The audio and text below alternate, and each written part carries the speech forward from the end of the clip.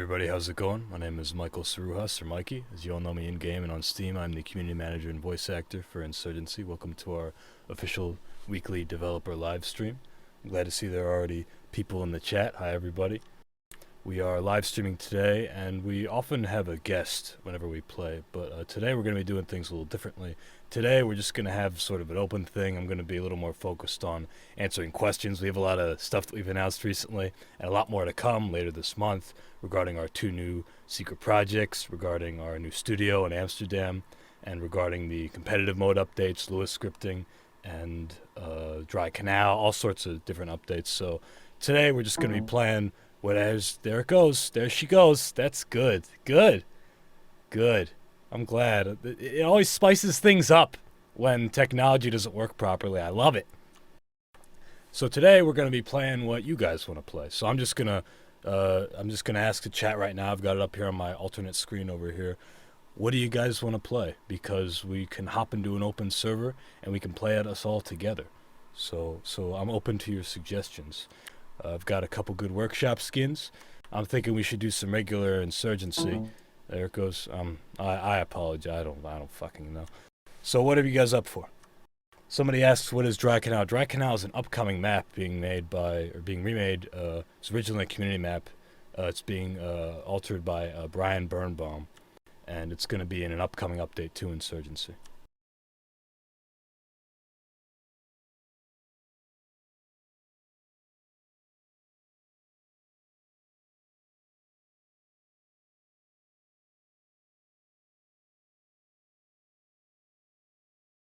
This Stork says, stop scaring me with those sounds. I just had a memory card with test footage die on me. Oh, I'm sorry. That sucks.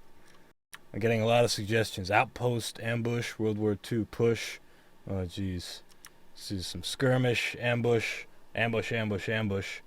Okay. Okay, ambush sounds good to me. Let's try some ambush. We'll start out with some ambush today. That sounds good. And we'll switch around to some other stuff too. But the whole idea today is going to be, I'm going to try to find a server with some space in it, and we'll give out the IP. You guys hop in. I will be here taking your questions. We're still going to have like the dedicated question and answer period at the end. But I just want to make sure that, well, as I'm playing throughout, I'll also be answering questions then. There's still a lot of people in our community that don't really know about Insurgency's live streams, and I want to make it clear to them like what this is about. It's not just about showing off guests and stuff, but it's also about showing off what we have and being transparent and letting you guys know what we're working on. So, let's hop right in.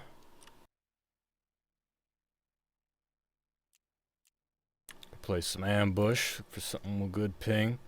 Here we go. This looks pretty good. It's empty, so everybody who wants to, can feel free to hop in. This is PvP Insurgency, Ambush NYC. So you just adjust your filters, as you saw I just did, and you will find the server. Or you can connect directly. Uh-oh. Uh-oh. Whoops. Let's do something about that.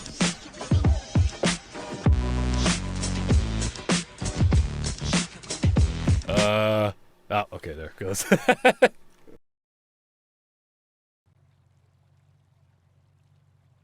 Alright. As you can see, I've got a sexy new Mark 18 skin right here, which is what I'm going to be using. And an M9 as well, turning it into a Glock.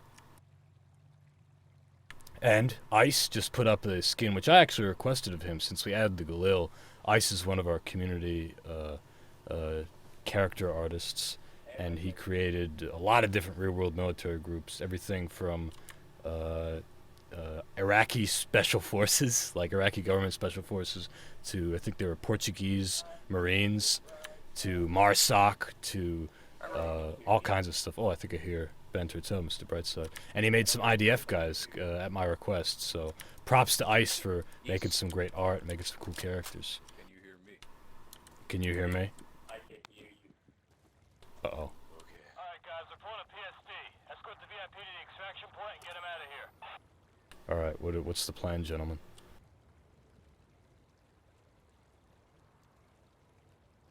Oh, I'm the VIP. I was just gonna say, where's our VIP? And what's this thing on the end of my handgun? Hello? I say we go off to the right.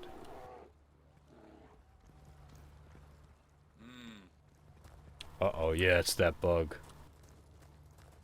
Can you hear me now, Rayhawk?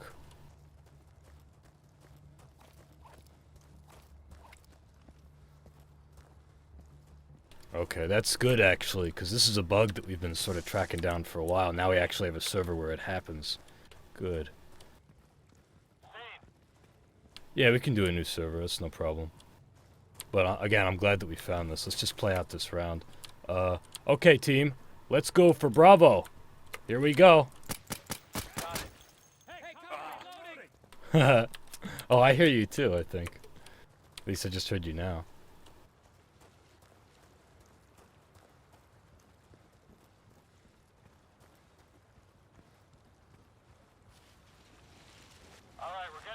Nice. Okay, let's go to a new server.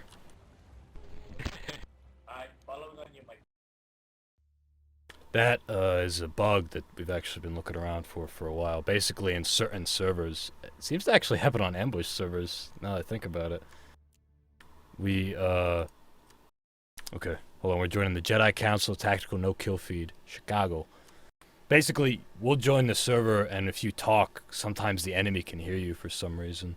And it hasn't happened on official servers as far as we know, but now we have a server where we know it happens. Yo, check out this AKM.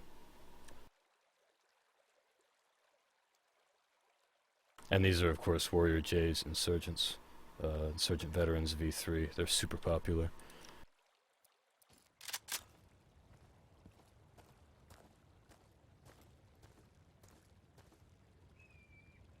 Papa Cray Cray asks, what's your skin for U.S. troops? As I was saying a minute ago, those are the IDF that ICE made. He put them up just a couple weeks ago, actually. And they're sort of inspired by, like, older style IDF, but they still look quite modern. The coloring, I think, is older, but they look modern themselves. They look pretty sweet. Super olive drabby. Fear asked, what was the server again? The server is the Jedi Council ambush server. If you go filter by ambush and you look at the list, it's Chicago. Hold on, let me read it again.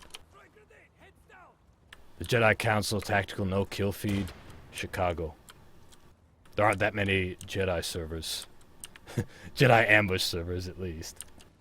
We all know the Jedi prefer push. Hey, we won. That was fast. Yes. Well, that's ambush for you. And firefight. This mode is very unforgiving. Yeah, it's the idea, I suppose. Security forces have a VIP in this area. Find him and eliminate him. I don't think so. Rian asks, when will we get the server name? I don't know if that's just a delay, but is it unclear to anybody what the server is? It should be the Jedi Council Tactical No-Kill Feed, Chicago. And you should see it as an ambush server. We've already got some people in. Let me know if you needed to restate it. If you need, I can put the IP in the chat. It'll just take a second. I'm on the right side.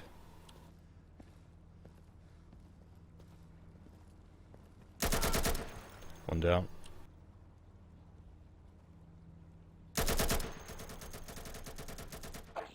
Uh-oh. Go around.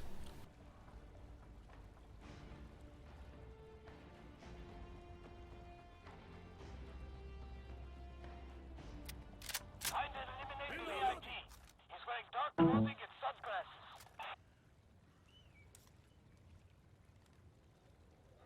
sunglasses. Alright, we're just gonna unplug you. I'm reloading. Cover me. Dark clothing, right? Anyone who's familiar with these live streams knows that my web camera occasionally shits out. Even though it shouldn't even be on right now.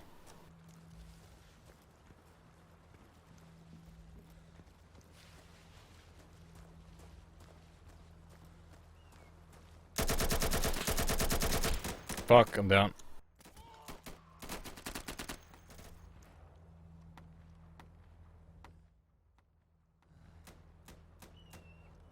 I see them to the northeast.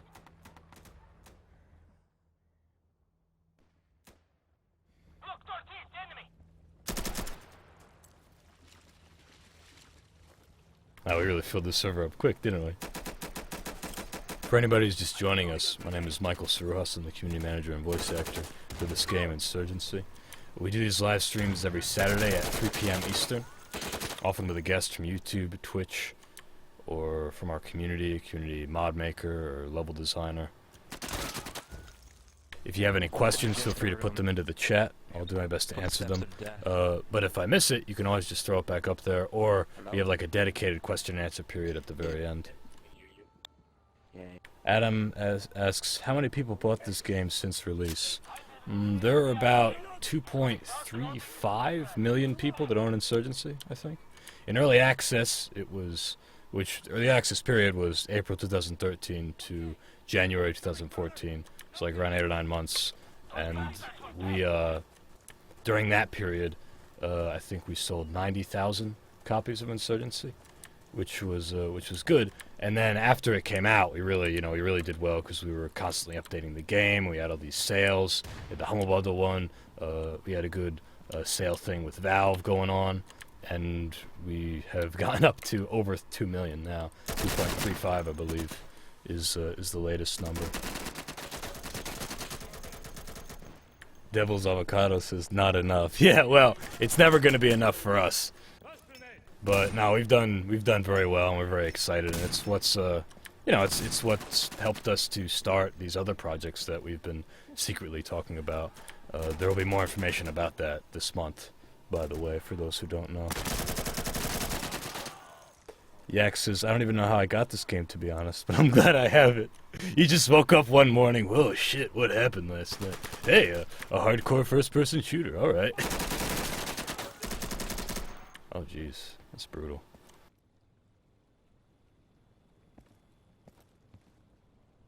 Zellstorm, who I recognize as one of our community map makers, asks, with the recent update for CSGO increasing entity limit and other things for mappers, can we hope to see something like that for ints soon? I'm not sure. We don't have code that CSGO has that we would need from them, from Valve. And that's something that we've discussed with them before, getting code from them, but it's not something that we're holding our breath on. That is my non-technical answer. I don't know the specifics of it beyond that, but I do know that CSGO has some capabilities that we do not. That being said, we do have some capabilities that are pretty awesome. That's true. Oh. Like CSM, for instance, Cascaded Shuttle Mapping. Good job.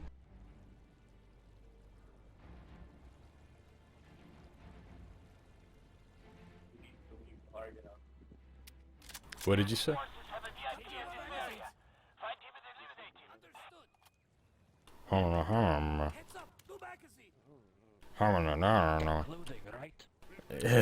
Are you doing your insurgent impression?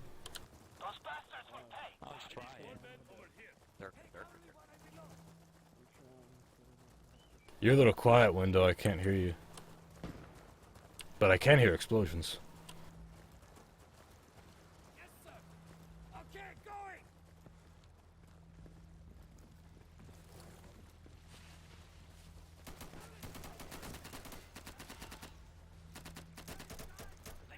Bright side, they're right around that corner. Yeah. Say again, Steve? You want a technical answer to that question? Yes, please. This is Steven Swires, one of our programmers in Amsterdam. Steven, would you please technically answer that question for me? If possible, I'm aware that Black Mesa increased the entity limit thing by like 1 bit and it works. Oh, really? Is that something that you feel like we could do? We could increase our entity limit in Insurgency? You will look... Sorry. Say, you will look into it? I'm on Mumble. I can speak there. Oh, yeah, please do. Steve, can you hear me? I'm speaking on Mumble now. Yeah. Oh, that's much better. This is Steven Swires, one of our programmers. The question was, is there any way we could increase the entity limit for Insurgency, as has been done in CSGO, and as Steve just said, has been done in Black Mesa as well? Yeah, should be possible. I have to look into it. Cool. So yes, that's something that we will look into, Zels. Thank you for asking. Adam... But I wouldn't guarantee anything, because there could be, like, some side effects from doing it. You have no Yeah. resource. We've definitely hit the entity limit before on many different maps, and pushing the engine is like a little risky, but it's something we could look into. Ministry Firefight. Gotta do Ministry Firefight. Yeah. Yeah. I'm glad we're all on the same page, gentlemen. Another question here. Oh, it's the Gaming Rainbow. Hey. Hey. Adam Asker says, if they add Eastern Front, Pacific, Kaisan, Korea, IDF versus Hezbollah, then their sales will skyrocket. This game has so much potential. Well, hey, you know, the whole idea with Day of Infamy is whatever theater of the Second World War you want, and it was a pretty big war, so it's in the community's hands there, really. But aside from, actually, I'm gonna go. I don't want to be a.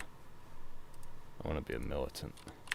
I want to use this. Yes, this was animated. This is a community animation by one of our developers, Ben Turtel, Mr. Brightside, with whom we were just playing. Yeah, look at that. Anyway, yeah, that's the whole idea with Day of Infamy, is like whatever front that you guys want to make, the community wants to make. And it was the Second World War, which is a big war, and many people were involved, so it can capture all kinds of different themes. I don't, I'm not going to say what we're working on with our new projects, though, because I think within that comment is a bit of a prod. But I can't comment anymore because I don't want to give away what our new projects are or are not, is what I mean. But I appreciate to hear that you would be interested in themes such as that. Fuck. Martin here asks the IP. Mr. Brightside is giving the IP. Thank you, Mr. Brightside.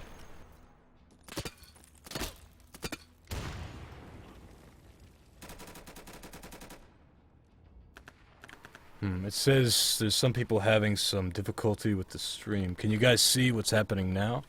I'm not sure what's wrong. That might be my internet here. I'm behind you, Ben.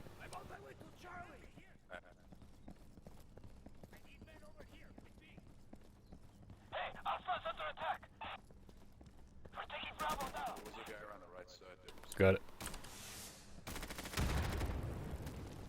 I'm gonna fan out.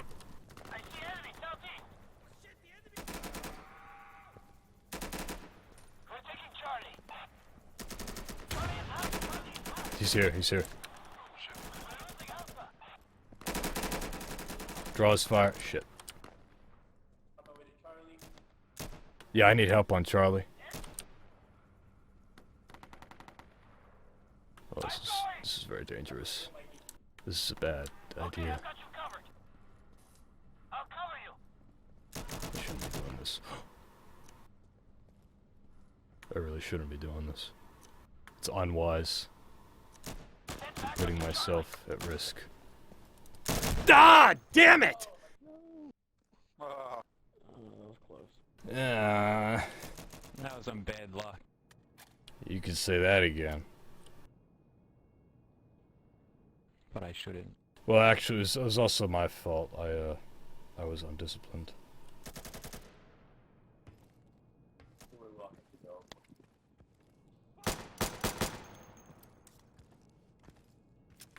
Okay, it says, okay, everybody seems to be doing okay with the stream. Let me know if the stream is not working. Okay, it's just Papa Kirker. Yeah, if you refresh it, it should be fine. I've had that with Switch before, too. BJKP20 asks, how come on Mac the graphics aren't as good as PC? Well, I can answer you in this regard, at least. Maybe Steve can weigh in a little bit if you're still here, Steve. Mac and Linux do not have CSM, Cascaded Shadow Mapping. Steve, maybe you can explain what CSM is? It's just a shadowing thing. In the Windows version of the game, like player models and stuff like that actually do cast shadows, but they're done in the Linux and Mac version. Right, so CSM is that strictly player shadows, or is that other shadows? Well, pretty much any dynamic object, and it's shadow cast from like the sun. Right. So it's only from a global illumination, but yeah, that doesn't work on OS X at the moment.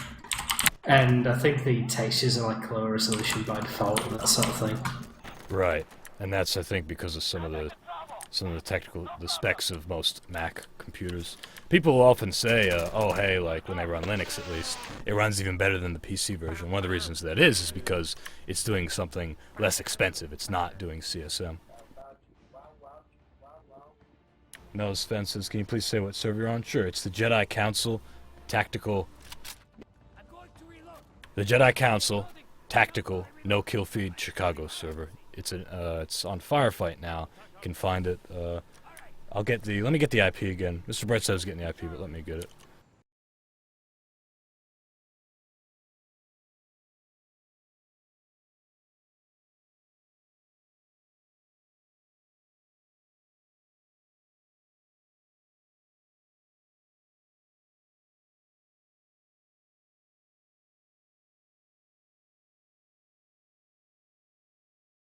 There. Mr. Brightside and I have just put the IP into the chat. You guys can feel free to join. It looks like, unfortunately, at the moment it's full, but on a map change you can try again. Or, people, you know, might be coming and going. Let's go. Let's go, you guys. Oh, hey, AK, what's up?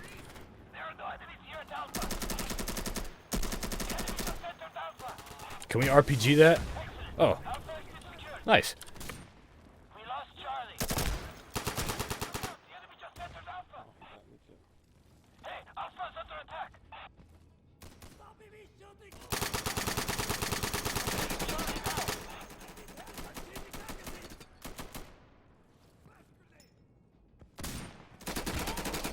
Yax asks, have you ever considered giving the security forces an alright response for enemy down?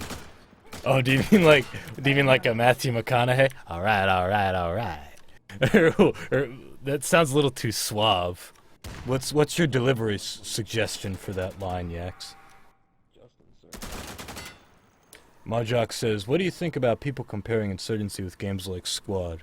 And Ben Turtel, Mr. Brightside, one of our animators, comments, well, that's like comparing Arma to Counter-Strike Source.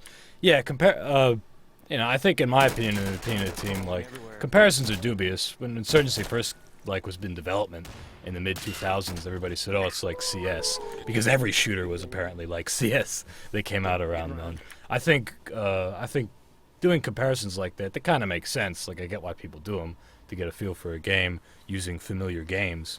But they're dubious. Like, you're not really doing a game justice, and Squad and Insurgency specifically are very different games. Squad is about large-scale, massive infantry and vehicle combat, like joint operations shit, and Insurgency is fast-paced, high lethality, multiple different game modes, cooperative and PvP, and very objective-focused, and a faster pace than Squad at least, but still maintaining a tactical pace to it.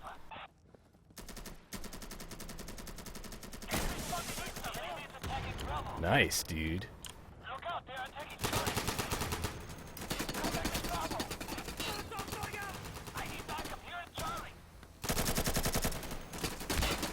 Crap, he's outside. Jardo says, what's the best game size recommended for Insurgency maps? 16 versus 16? Well, we try to make our maps and our modes work on all player counts on all modes. There's a lot of people who prefer Firefight like this or Ambush on 24 players, and it slows down a little bit, and I'd say the ideal player amounts, I guess if I had to choose a few, would be 16v16. Ah! Fuck! Oh, Prevent got him. 16v16, 8v8, and 5v5. I'd say that's when I think the play feels pretty good. 5v5 is of course good in stuff like competitive.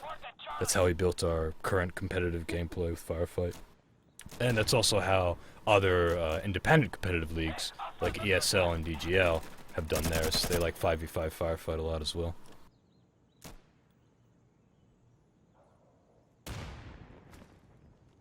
Yak says, Mike skin for security forces. There is a skin, I don't know if somebody can find it on the workshop. Somebody made a skin of the t-shirt that I wear, and it was pretty good, actually. The t-shirt I wear during the streams. Times better. It'll make you want to get shotgunned in the face next time. Yak says, definitely. Haha, exactly how you did that. Oh, with Matthew McConaughey? Alright. Alright. That's pretty comical. That might be a good Easter egg. But I can't do a good Matthew McConaughey, so I'm not sure. Should add 100-player servers, 50 versus 50. Well, I have one of our programmers, Steven Swires here. Steven, I think you'll agree with me in our tactical assessment of that. That would be pretty fucked up, wouldn't it? If you put source 50 to 50 versus 50. Yeah, Source wouldn't handle that at all. I don't think Unreal would either, like in Squad, but Yeah, it would be that would be quite a hurdle, and it would be certainly interesting to see. But you'd see a lot of rubber banding. But I don't know. Who knows for the future? and low frame rates and that sort of thing. Yeah, of course. Eduardo says, "Can we have a net graph going?" I'd rather not. I like to keep the HUD pretty unobtrusive. I don't want people who are tuning in to think like, "Oh, what's that that you're showing them?"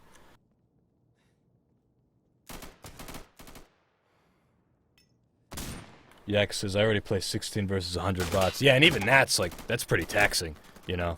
And that's with bots, and the bots probably spawn. They're not like all on the level at once. 16v16 is already pretty hectic, you know, considering how quickly people die in Insurgency.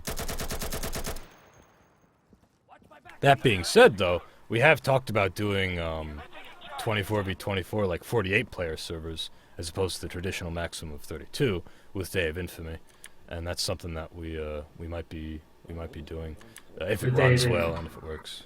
The Day of Infamy Fate supports 48 players. Right, exactly. I don't think we have any official servers up for that, but people can do that if they want. We haven't done a lot of testing on it, though. We've mostly built Day of Infamy so far for 32 and below.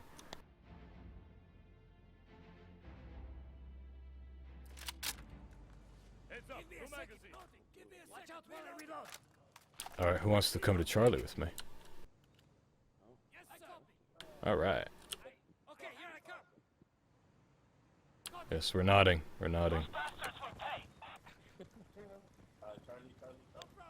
Charlie, Charlie, Charlie. Oh wow, we got, I think too many of us went for Charlie.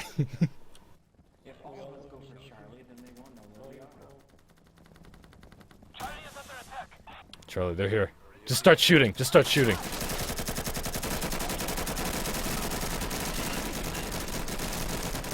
Yeah. Put the fear of the gun in them.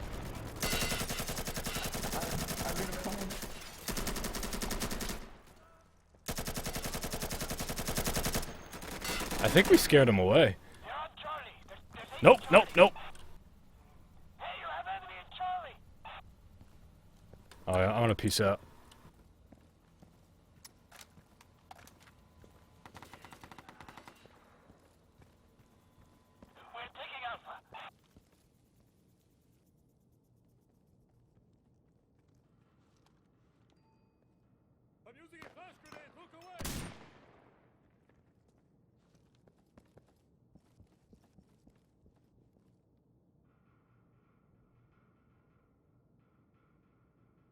Come on. Come on. Steve, are they down there with you? Oh shit, they are. Dead now. Where was that fucking guy?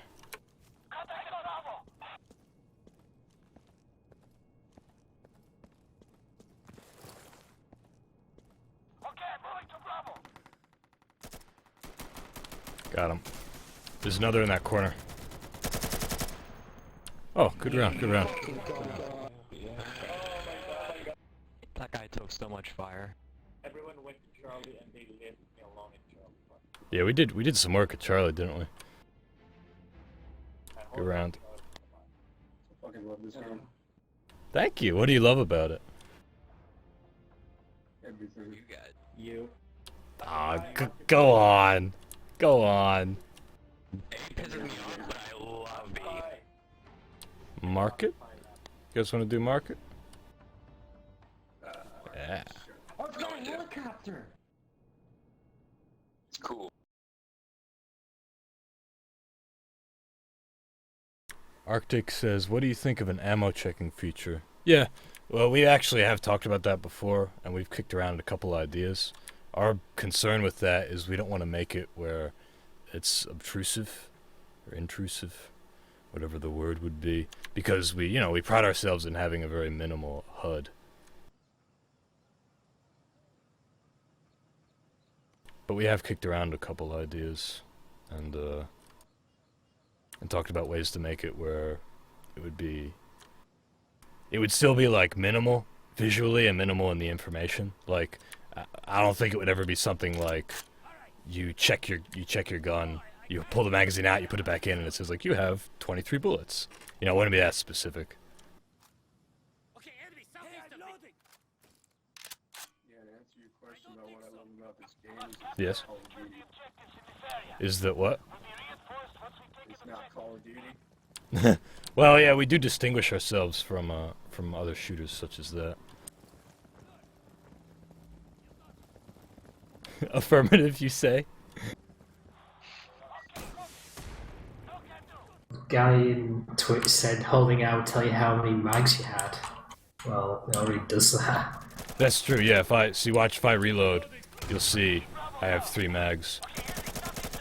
If you mean a way that you want to see the amount of mags, bottom right, if I switch weapons, you actually see how many magazines you have. It's like going into your vest and pulling stuff out. There's a console variable where you can make that always show on the screen. Oh, really? Up at the tower, east. Do you know what that console variable is? On top of my head now. Okay. Okay, up in a minute. Sure. For ammo check, Blacks, one of our German community members, says, for ammo check would be nice to just hold R and the character screams the amount of clips you have left or something. I don't see it happening in that way. If we did do that, the enemy certainly could not hear it, just like how the enemy can't hear your guy reloading, because that would be removing control from the player. That would require a lot of VO production, and I think if we did do that, where we wanted to give the player more information about the magazines, the important thing would be how many bullets, how many rounds are in the magazine itself. If you understand what I'm saying. Not so much how many magazines you have left, because as Steve was just saying, you can already tell that either by switching weapons or you can actually make that display on the HUD.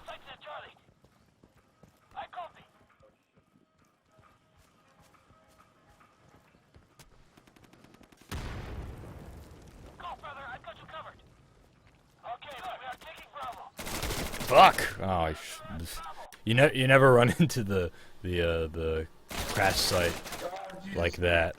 You gotta lay down if you're going from the left. Or any side, really. Ice Goy says, why don't you guys just count and estimate how much ammo you have left in the mag? That's what I do. Yeah, that's the idea, like that's the idea that we have with it, with its current implementation. Is just, like, pay attention, like it forces the player to be diligent about what they're doing with their weapon. But that being said, like, maybe there's a cool way we could make it a little clearer, but not too intrusive or too specific.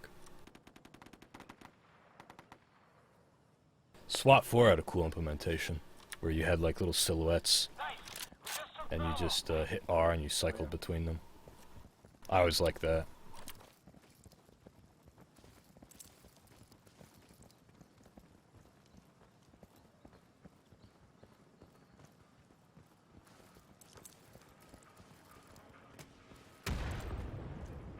I'm gonna frag Bravo, like, under the bridge. Ah, Jesus.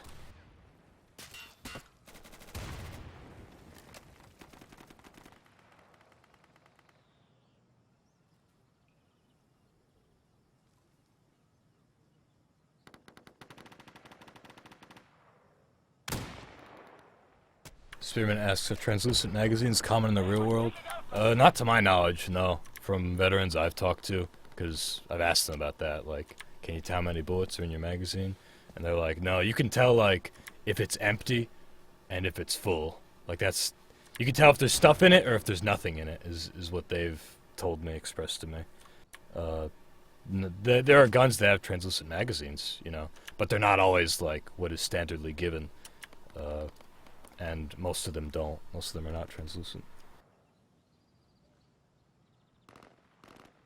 Yak says, isn't there already bullet drop? And as G-Buzz says, no, there is no bullet drop. It is hit scan. I'm not sure what Thigh-6 are, but all the weapons are just hit scan. They instantly hit their target. Exactly, yeah.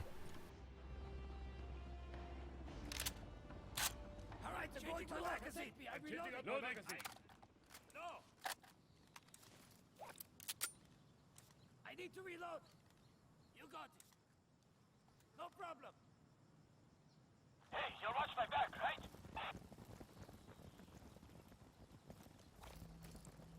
Plus, implementing something like bullet drop this late in the game is quite a substantial change to how like the weapons work. Yes, it's true. Because I looking at the chat now, I see you were saying like, oh, would you consider adding bullet drop? And that's a pretty substantial change, and we are trying to get to a point where we're wrapping up the main features and sort of handing the game off to the community. Still, of course, giving it official support as needed, but we don't want to... We've already changed the game pretty radically over the past 2 years. Lots of free content, but also new features like the compass, like changing the way slides work visually, all kinds of different shit.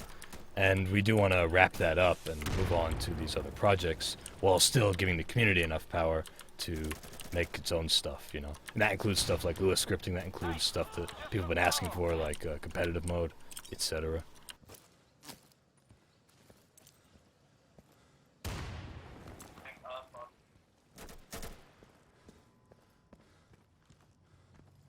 Going for Alpha. I got it. I'm on my way to Charlie. Coming in. So that's why you can't mark enemies anymore. Well, there were loads of problems with that system. Exactly, yeah. And it was abused pretty much all the time. It was. People might remember... Actually, there's a bad guy with me. Hold on 1 second. Hey, buddy. Why don't you just walk away, alright, man? We don't have to fight this out.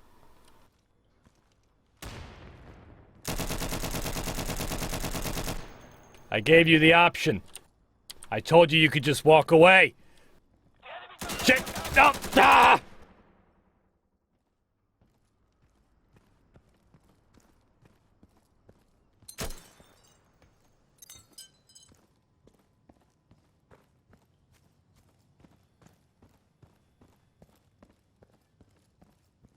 But yes, the system to mark enemies was abused. We couldn't get it to work right, consistently at least. People would mark enemies through smoke. It was very gamey. Like, we liked how it was minimal in that it didn't just like pop up on your tactical map or anything and like moved around on the entire map like you knew exactly where it was, as done in other shooters. That was very gamey. We didn't want that. It was kind of vague and cool that you could point it out vaguely, but it was still a little gamey. It was abused. It wasn't working properly. And the compass system is just so much cooler. You know, if I hit a button right now, you can see we just have a compass. Now, this enforces more teamwork. Where is he? Oh, he's fucking southeast. Check 141 on your bearing on your compass. And there's even voiceover attached with it. And the voiceover is helpful. And it's also atmospheric and cool. I'm really happy with how we wrote and voiced the voiceover. I think we did a good job with it. Good round. This game's like Skyrim with guns. Oh. No, that's Far Cry. Come on, man. I've never played that game. Watch my back. I need to load. Protect me. I'm reloading. Nuclear Breadstick says, perhaps security could get specially made mags with viewing windows, and insurgents could have crudely cut holes in their mags. Well, again, that's a pretty radical change. I don't really see that happening with Insurgency. You'd have to like make the art for it and Exactly, yeah. and then implement it. Then it's like 30 body groups you need on a model just to represent all the bullets in the mag and that sort of thing. Exactly. What we're talking about before, which we've like, again, I was saying we kicked around, that's purely HUD shit, and that's just like programming. It's not really much art. But what you're describing would require like yeah, as Steve said, body groups, like many different kinds of magazines for many different kinds of guns, and then double it because it's for the security and the insurgents. So like, what happens when like I guess it would be weapon specific according to the weapon, but we have to make double it for the Galil. It would just be it'd be a lot of resources. Yaxis, thanks for answering. I too love the compass. Yeah, for sure. Guys, if you have any more questions, please keep throwing them in the chat. I will read them the best I can. If I miss it, you can put the question back up or just wait. We'll have an open Q&A at the end. Also be aware I'm joined by one of our programmers in Amsterdam, Steven Swires. He can answer any more technical questions that you might have that I can't answer. Warlock says, compass is awesome. The tracker was very awkward. Yeah, it was cool, like it was fine, but we weren't happy with it, so we made the change, and this works a lot better, we feel. Eduardo says, any chance we can have the tactical map in the HUD instead of having to hold a giant map on my screen whenever I want to see it? Well, that's actually done very deliberately. We, as I was saying earlier, we pride ourselves in having a minimal HUD, a no bullshit HUD as we call it, and we want to keep that. We want to make it where you have to pull up a map and you got to focus on where you're going. You can't just have a magical mini-map in the corner of your eyeball just telling you where you're going. Heights? Huh? Yeah? People like heights? Also, the damage model for the guns didn't change in the past few months. Hey, vote for whatever you guys want. I abstain. always get that, like when people think we've changed something and we haven't. Which change did you speak of? Apparently we changed the damage model for all the guns. Oh, no. Yeah, okay, I see. I Scully. I got a question. Did you guys change the damage models for guns? No, there have been no changes to the damage models. Pay attention. Maybe you were playing a mode that was, like, I don't know, if you go and play hardcore co-op where everybody's wearing heavy armor, you know, damage is going to feel different than if you go play elite co-op or PvP where people wear the armor that they want.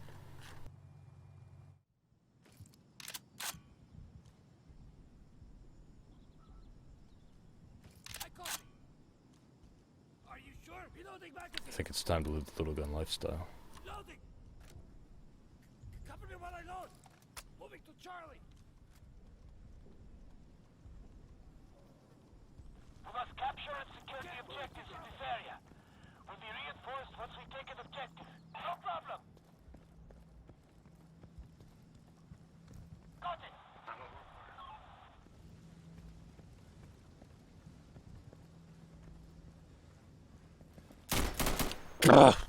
Bullshit! My zombie killer says, will you stream with workshop mods anytime? Also, hi. Hey, zombie.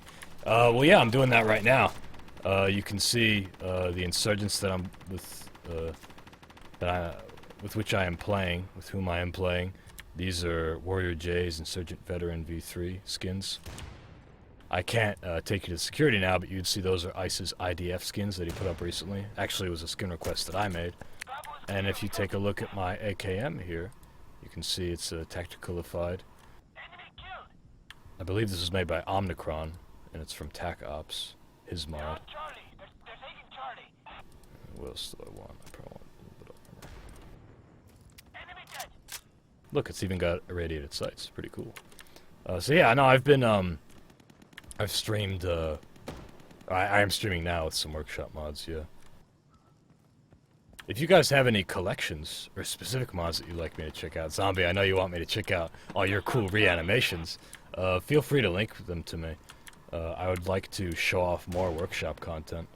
I think the best way to do that, if there's something you would like me to show specifically, if you had something in mind, or anybody has something in mind, go ahead and link me to the items, or link me to the collections. Is this guy alive? Yeah, he is. Hey! Ah, crap! You just gotta take the kill and you get it, you know? You can't fuck around. Happened to me yesterday too. Most infuriating thing. It's quite humbling though, isn't it? Oh yeah. I just put my email into the chat. If you guys have any workshop mods or collections, I think a collection would be the best thing, so I can show off a bunch of things at once that you'd like to recommend. Feel free to email me. Tell me what the collection is and what's in it, and yeah, we can play it. And we can show it off. Sometimes I like to play with vanilla content because I want to show people like, oh, this is what regular Insurgency is, especially when we're playing like on a new map or something, or showing off a new update. I don't want people to think like, oh, look, they're adding a black AKM to Insurgency. But the workshop's definitely a big part of what Insurgency is, and now that we're sort of finalizing the game and adding less and less content, I think it's more obvious that the workshop is a part of that. I remember a couple months ago I streamed with one of our Australian competitive players, Collection. He had a bunch of awesome, really good shit. Eduardo says, any thoughts on having the M9 with suppressor sights fixed? Well, that's the way they are in real life. The suppressor obscures the sights on the M9, and that's just a cool little drawback to it that we enjoyed having. Now, that being said, there are workshop mods on that shit. One second. There are workshop mods. There are workshop mods that actually alter the suppressor so you can more clearly see the sights in the M9. I was watching a video of that recently. Wow, a lot of dead men in here. That was the sound of a security leader being suppressed. I know these screams.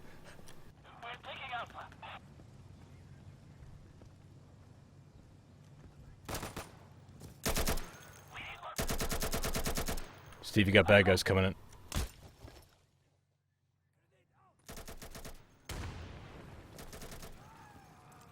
Stack says, hey, I wanted to ask quickly, when can we expect ranked competitive?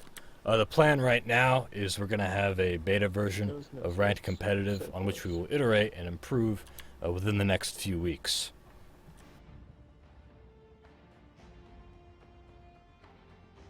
Then once that's there, we'll be, you know, fleshing out. It's all a bunch of infrastructure stuff. There's going to be a lot of stress testing initially. We're going to see how it works out, and we will be improving upon it.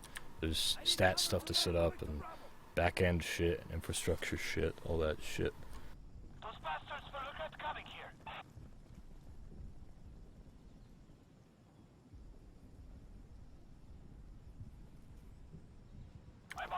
Ice Goy says, must be weird hearing yourself getting shot every 2 minutes. People do often ask me if it is weird, and no, I'm quite used to it. We even joke internally that all the time there's always somebody who asks, I should set up a keybind responding.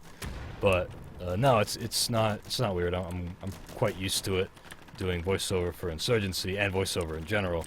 To me, it's just a part of the world. You know, it's part of the character. If I were to put on my artsy beret and answer you.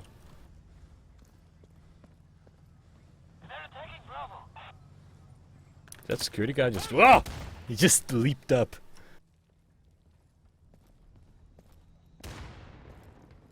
Windows Snipe says, Mike, have you ever shot a real SKS? No, I shot a similarly old rifle. I guess, I don't know when the SKS was manufactured or designed, but I shot a Carcana, an Italian Carcana, which was a World War II era rifle.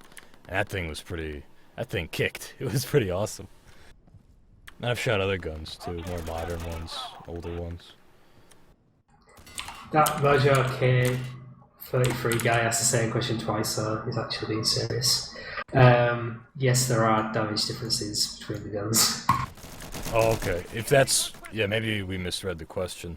There are damage differences between the guns, but we haven't changed the damage values like in a recent update. We haven't rebalanced the weapons at all. I think the last weapon rebalancing we did was, like, we made the RPK have a little more recoil, like, many months ago. But aside from that... And if all the weapons are the same, we might as well just replace everything with a fully optic shock rifle. Wait, like an Unreal Tournament? Yeah, like Instigame. Yeah, that'd be pretty sweet. I'm sure Valdis or one of our artists could make some awesome Instagib particle effects. I'm on my way to Charlie. It's okay. Two magazines. Eduardo says, is there a chart somewhere with those damages? I think there's one of our community members, Jared Ballou, made a chart of that. You can check out it. I don't know where it is exactly. Maybe somebody can link it. But we do have community members who I believe have documented like the specific values, Enemy to the north. which is pretty cool and detailed. And as far as I know, they are up to date because again, we haven't made that many changes. In the end, like it is Insurgency. Everybody dies pretty quickly. Oh, sorry. Yeah, in the end, it is Insurgency. People die very quickly, so especially if you use like AP rounds, and hollow point in a fleshy area, like people are gonna die. So I wouldn't worry too much about damage values. People can't even heal in the game unless they die and come back to life. Then they're fully healed. Coming into Bravo. None of them are at Bravo. Okay, we are taking Bravo. I'm watching this side, Steve.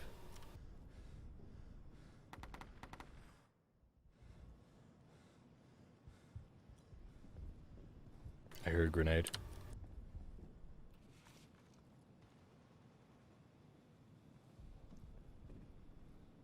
Nice. We just took Bravo. Oh, saw you first.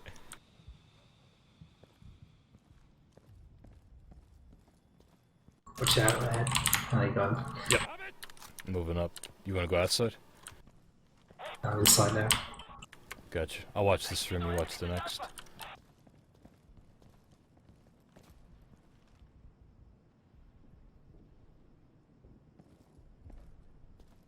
Get that fucker out of here. Oh, good round. 5 kills. Yeah, the damage in the game is based on the ammo type, so it's basically the caliber.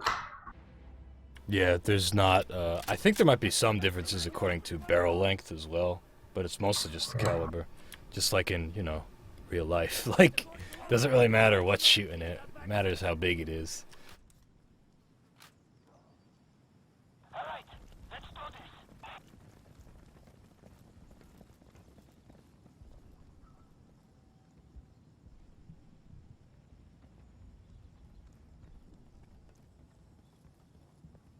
I got it.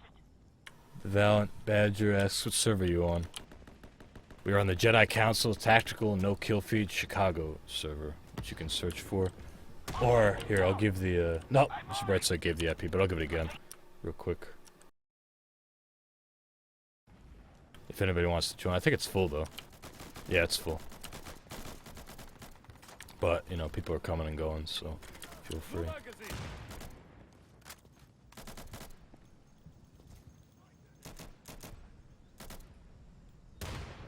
I copy.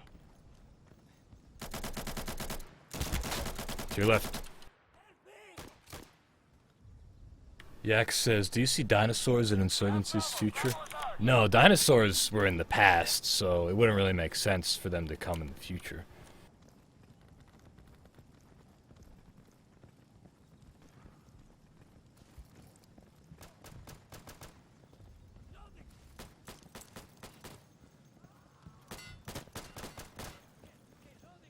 Dude, fucking handgun alley over here. Whoa!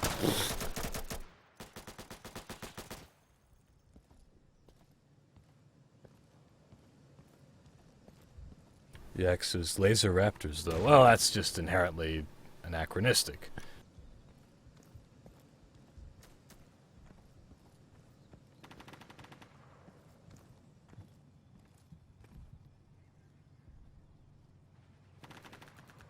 Ice Gully says, Mikey's so old, if you put a character model of him in the game, that would be pretty close to a dinosaur. Well, how? I'm 25 years old, it's not very old. You're just being ridiculous. You're just filling the chat with nonsense. Window asks, what are your thoughts on an in-game clan feature? The competitive stuff we're working with we'll do some cool stuff with different units and teams that we're working out. District? I like District. How do you guys feel about District? I like it too. Do you guys like District? Are we all pro District on this server? Yes. Gee, We are now. that's pretty. But yeah, so I think you're gonna see some cool. Like I can't go into the specifics yet because it's still being worked out. But we do want to make it easier for groups of players or clans or teams to get together and play competitively.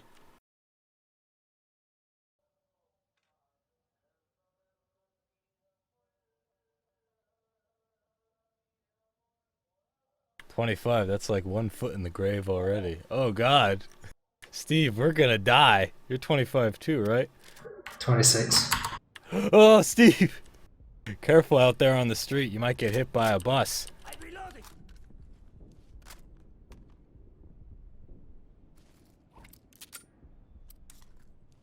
We must capture and secure the objectives in this area. We'll be reinforced. Knuckfoot says, I guess I have 2 feet in the grave. There's nothing wrong with being old and full of wisdom, Knuckfoot. Besides, 50's not old.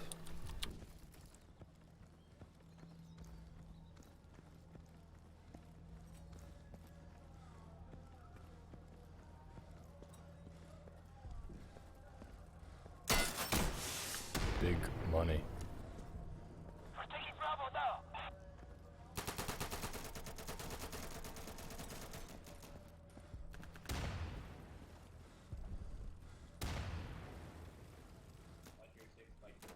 Okay. This hallway is confusing me, Rayhawk. There's always guys here, but there's not any guys here. Let's go find some guys. Oh, there's one. There's one. There's one. Okay, hold on. Look out. Coming. We're taking Alpha. I don't think I got that guy, so look out. He's probably coming in. Here at Alpha. I'm reloading. Register's open. Big money.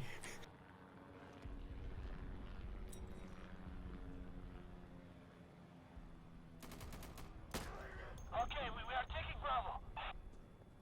Alpha is hot.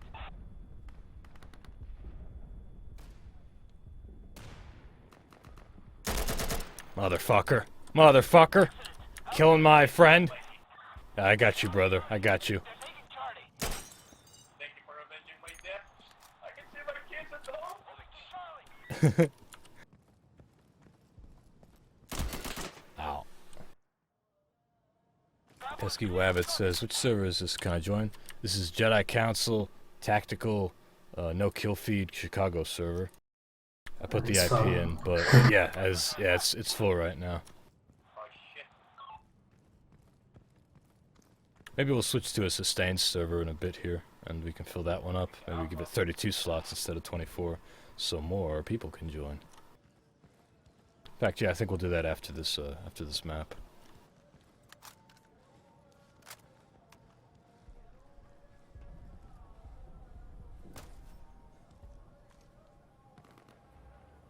Oh, I got you, dude. Go around. Go around, go around, go around. Hey, who's that guy on Alpha? That was a tense fight. I didn't know where you...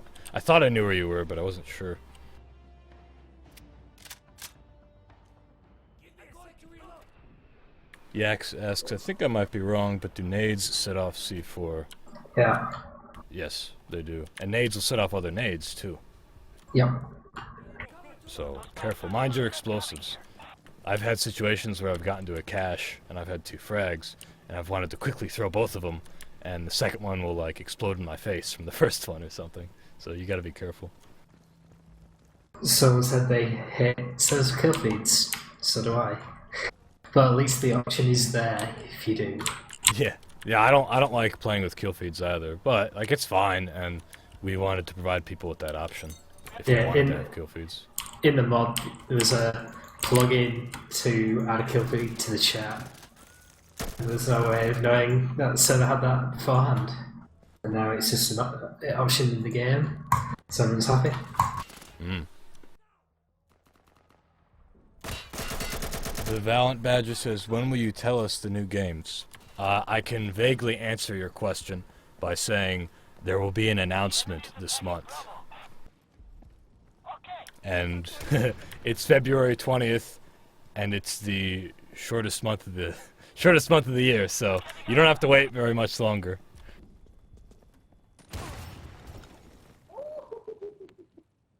Dude, big money.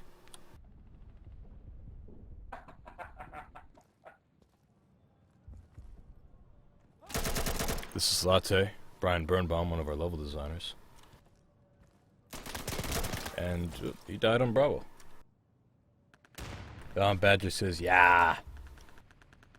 Within 9 days. Well, there's 28 days in February, so it's actually within 8 days.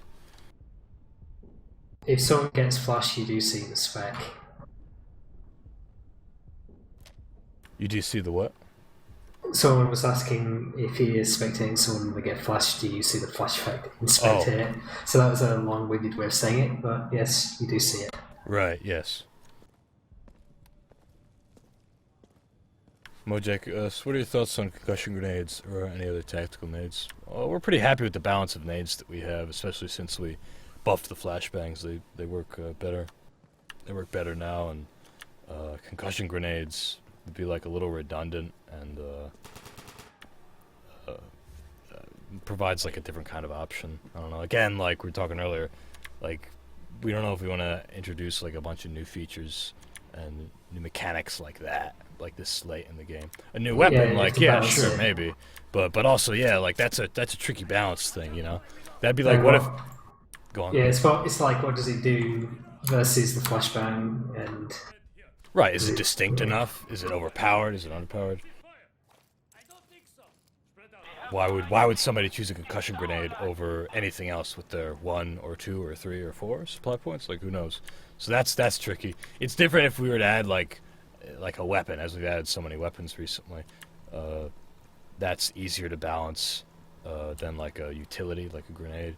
Could you imagine if we, up until now, we only had C4 and IEDs, rocket launchers for destroying weapon caches, and all of a sudden now, this late in the game, we're like, oh, here's Molotovs and incendiary grenades. We introduced those 2 months after release, and they made a huge difference in destroying caches in any gameplay. Fuck!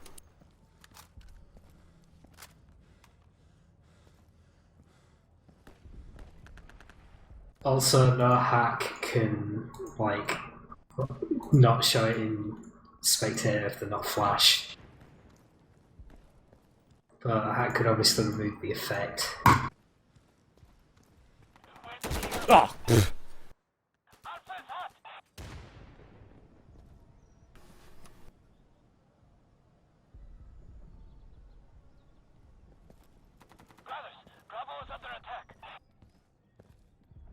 You can. Someone's asking about the efficacy of flashbangs. Not to cut you off. Yeah, if you turn away from a flashbang, it won't flash you as strongly, and if you're distant from it. I think there's a certain radius where it like blinds you regardless of where you're facing, and there's like a deafen radius as well. Yes, and we buffed those things recently, and really they were buffed. Response. Did we really buff them? Yeah, I guess it was pretty dramatic. Yeah. And we added suppressive effects to them as well, didn't we? Yeah, you suppress after a flash.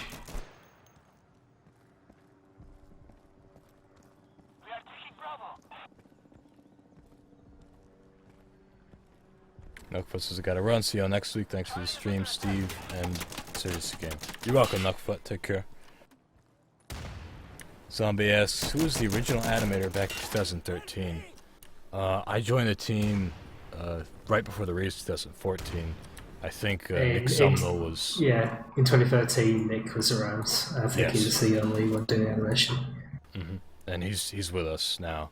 And he's modeled stuff as well, I believe.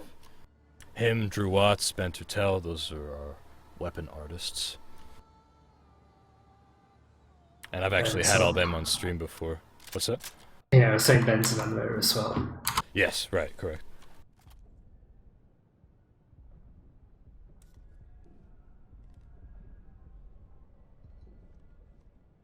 Badger says you should make an insurgent class that is a suicide bomber. That actually exists. Somebody modded that. Check out the Cernix co-op servers. There's some other servers too. You gotta shoot them in the head or else they fucking blow up. And you die. It's an IED explosion, so it's huge. Not something that we'd necessarily like to do officially, but pretty cool on a modded server. It's fucking hard too. Like you play on the Cernix server, be sure you bring a cup. You know, like a cup that you wear during sports around your groin, because you will get kicked in the balls a lot. There's like 100 bots, and they got IEDs and RPGs and machine guns and extra armor. It's just insane. It's on all these custom maps that might be unfamiliar to you. Ah! Oh! Ooh! Oh! Huh. Changing back.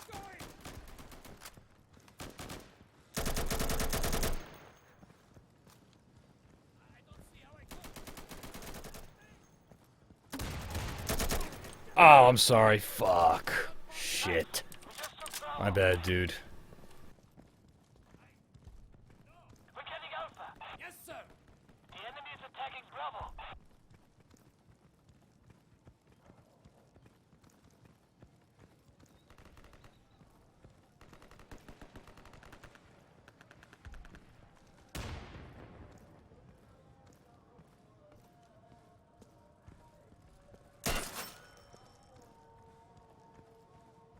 Big dog. Excellent. Alpha Nice. secured.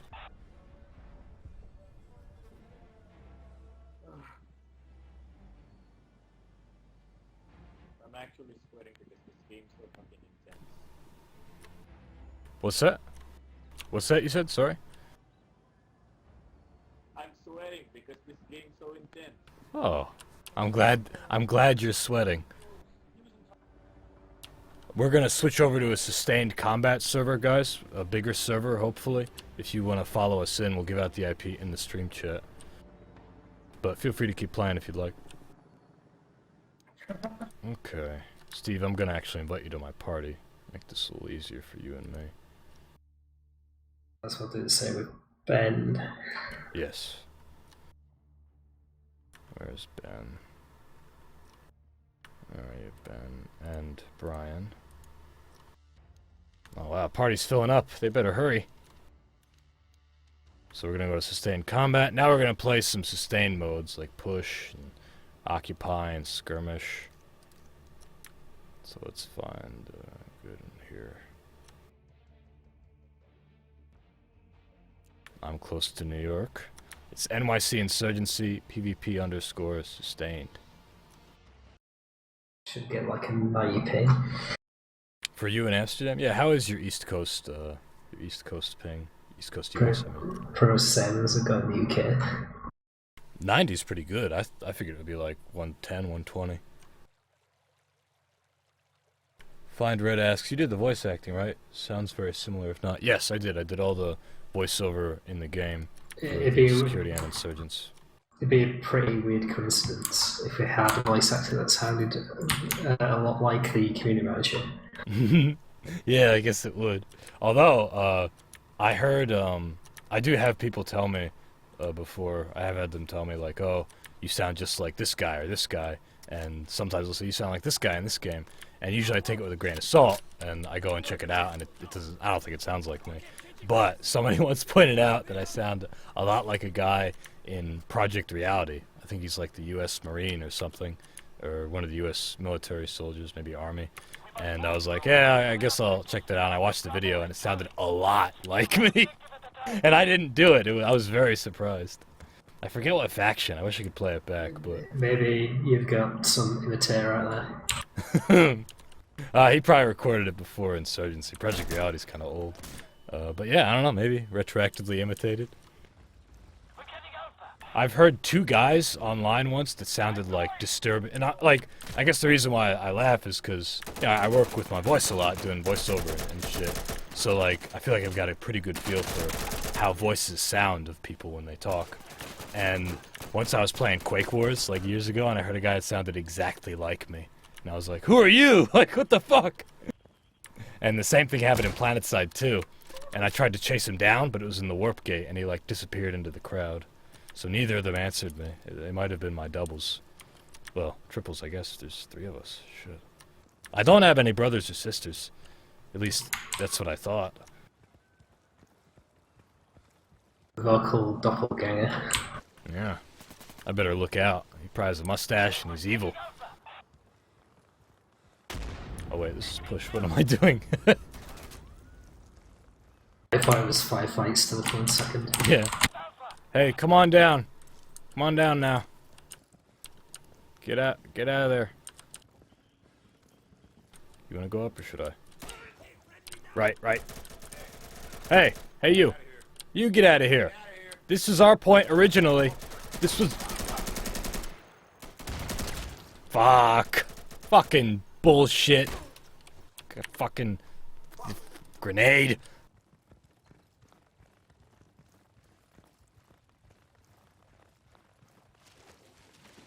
We got an explosive. Hey, we're taking Alpha. Second floor. I'll get that IP for you in a second. I just really gotta blow up the 2nd floor of Alpha right now. If you need a crosshair in this game, just aim down sights. Yeah. Somebody... hold a thought. Ah, motherfucker.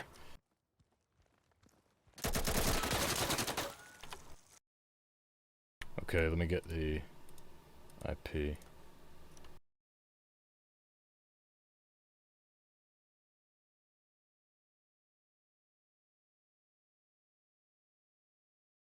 There's a new server IP if you guys want to join.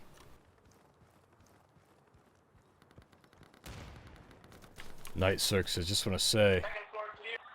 your cooperation with Steam Workshop is so amazing. Understood. Thanks, dude. Second floor clear. Nice. Windows says, Mike, you should watch your own stream. I'm not sure what you mean by that. Do you mean We just taken Alpha. like afterward, like how football players watch their plays? All right, what can we improve on here, guys? How can we build some synergy? I guess You that kind would of be- do that already, since you make the highlight video. I do, yeah. And I actually have a notepad where I write down like funny things that happen. If you ever see me pause and lay down, I'm probably like writing something down. And I go through the streams to find those highlights. Fuck. Bravo is clear. We got it.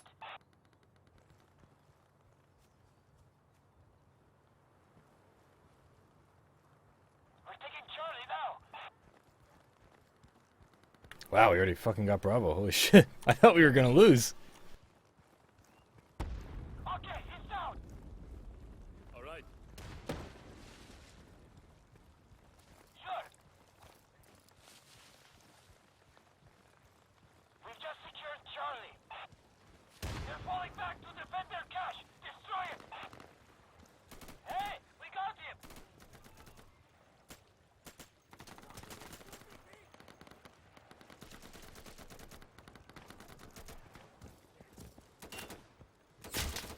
Where the fuck is this fuck?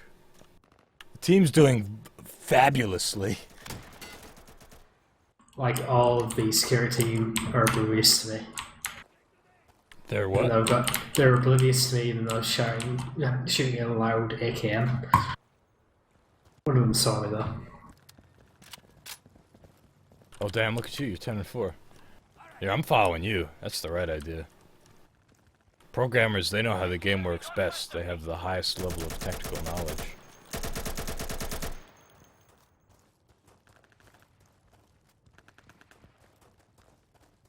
There are a lot of co-op servers that allow you to have fully tricked out guns. It's true. And even on shit! Even on hardcore official playlist servers. Yeah, you get 20 supply in that. Yeah, dude, you can do a lot with $20 in Insurgency. 20 supply. Go round, go round. No. I cleared second floor Alpha like a boss. That was not my proudest moment.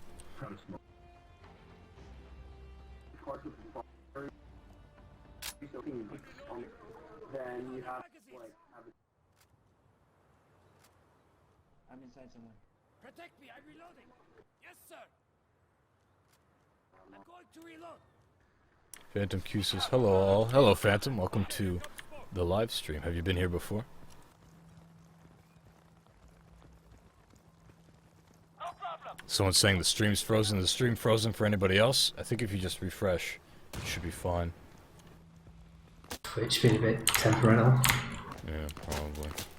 Just so you guys know, though, shit. If I live through this assault, I will upload the, I upload all the live streams to our YouTube channel, and you can watch them at your leisure. You can even play back your favorite moments, and as Steve was saying earlier, you have, I create a highlight reel of some of the funny moments and good moments.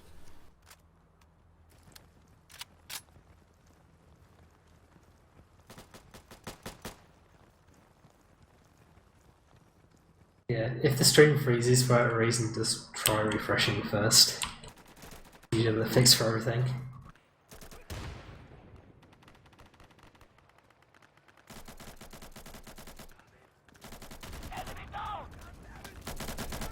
Dude, they got us fucking locked down. This is not cool. We need more smoke grenades is what we need.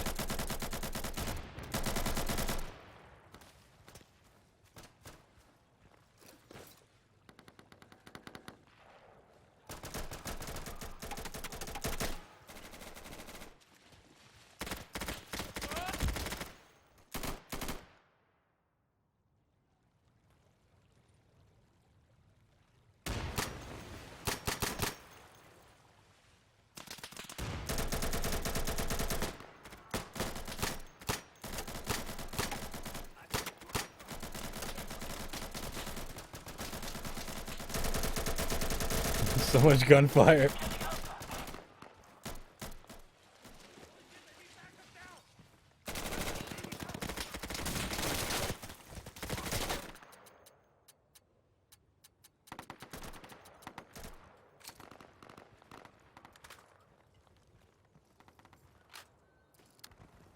Moving to Alpha. I'm throwing a smoke grenade. I got it.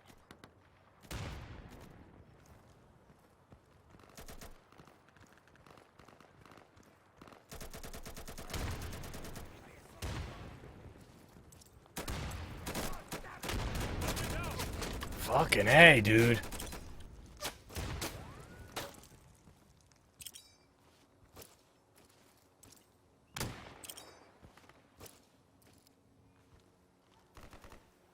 We're getting Alpha.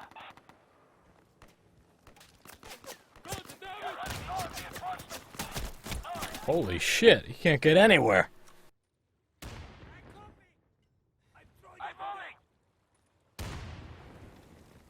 Randy Butternips says, you or anyone working with you thought of adding a feature to roughly check how much ammo you have in the magazine, like for Orchestra 2? Yeah, actually, as somebody else points out, we did talk about that earlier.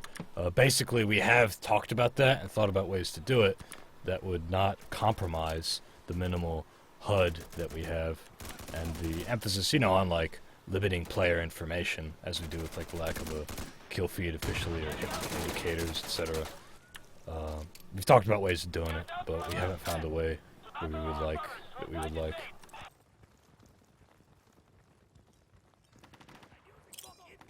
Okay, here comes the smoke.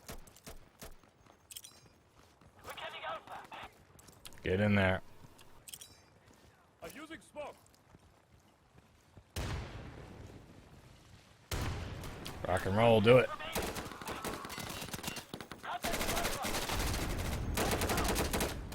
I thought he was a body laying on the ground. Shit.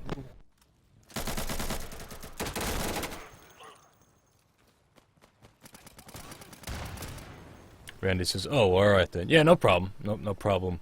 I'm glad you asked.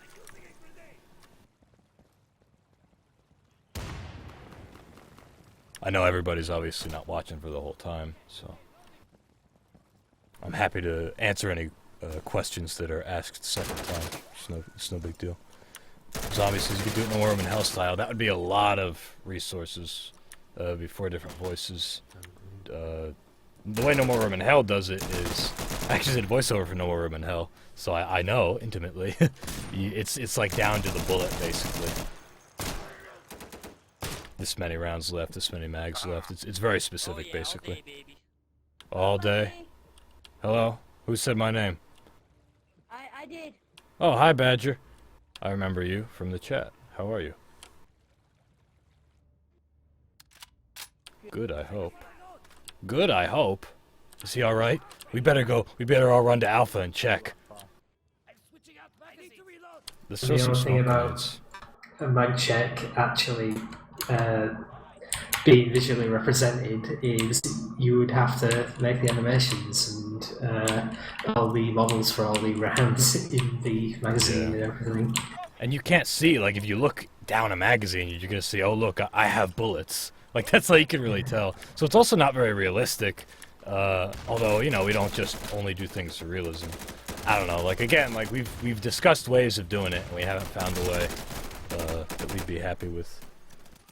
Someone asked, in the Kill Feed modding workshop, it's not a mod, it's a feature of the game that can turn on my surroundings. And when you search for a game from the filters at the bottom left, you can say whether you want to see those with kill feeds or not. Someone says, isn't this an R-rated game? Well, we don't actually have a rating from the ESRB, so it's an unrated game. Unrated, super raw. Lots of violent content, lots of swearing, lots of sexual content too. Definitely a lot of very pornographic, offensive Easter eggs in Insurgency. So put the kids to bed before you flip on the tube and watch Insurgency being played. Ow. That motherfucker is just laying there. Oh my god. Oh my god, he's killing everybody! Piece of shit. Oh, there, I think he died. Good, good.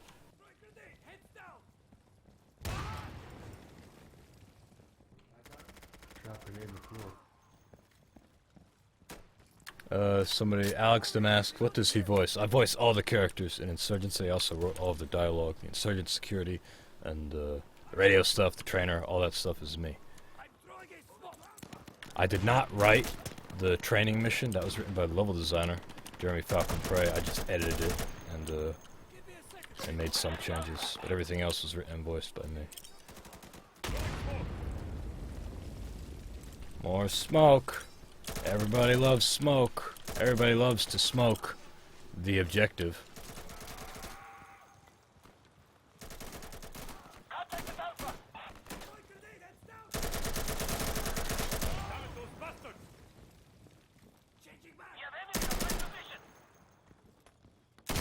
Fuck! There's so many motherfuckers on the second floor.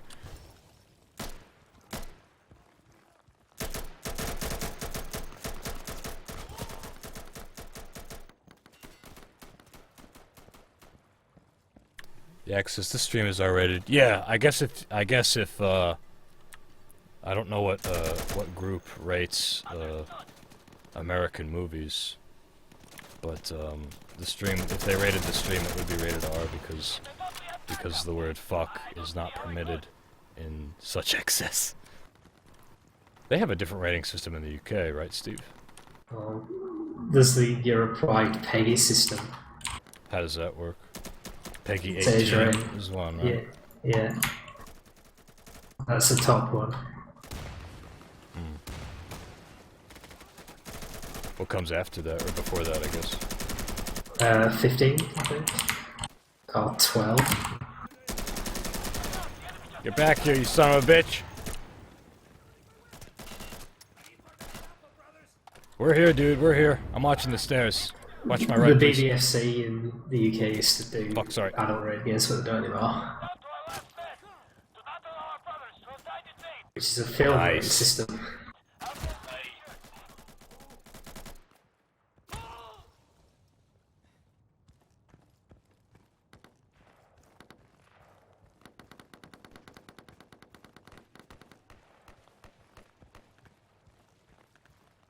The Stork says, I usually get my works rated by Fat Carl's Discount Movie Board. Trademark, he's much cheaper. Hey, this movie is, I'd give it a 17. You know, if your son is 17 years old, he's mature enough for it.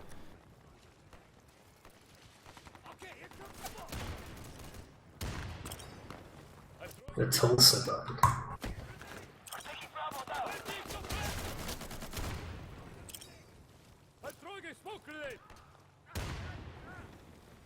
Well, with certain non-standard keyboard layouts on Windows, that key to the left of one doesn't always bring up the console.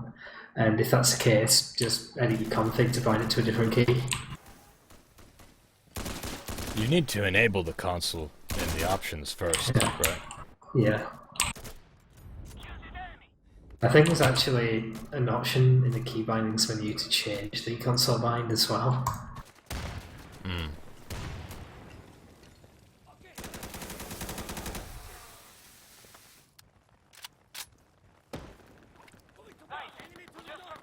Now that's some cascaded shadow mapping.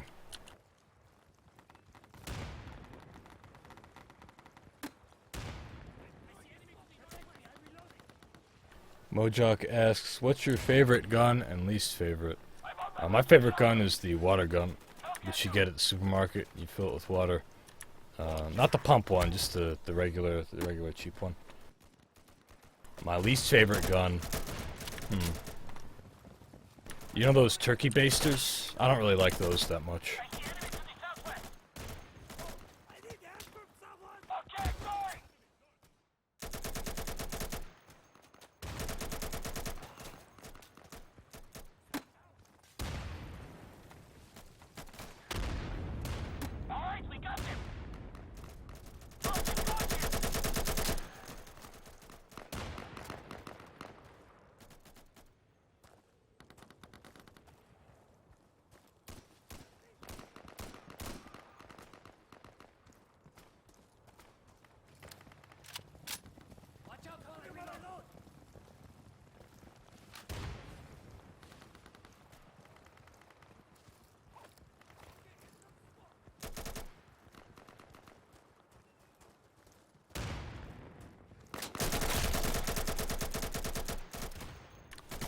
Amonri asks, you should do something about all the spawn killing. Well, can you be more specific? We'll make map adjustments for certain maps, like restricted zones or whatever in the map geometry itself. If like there's like an exploitative spot or something that feels unfair, but and I'm open to hearing your feedback, but I need to hear something more specific than just, oh, there's a lot of spawn camping. Not much can really be done about that.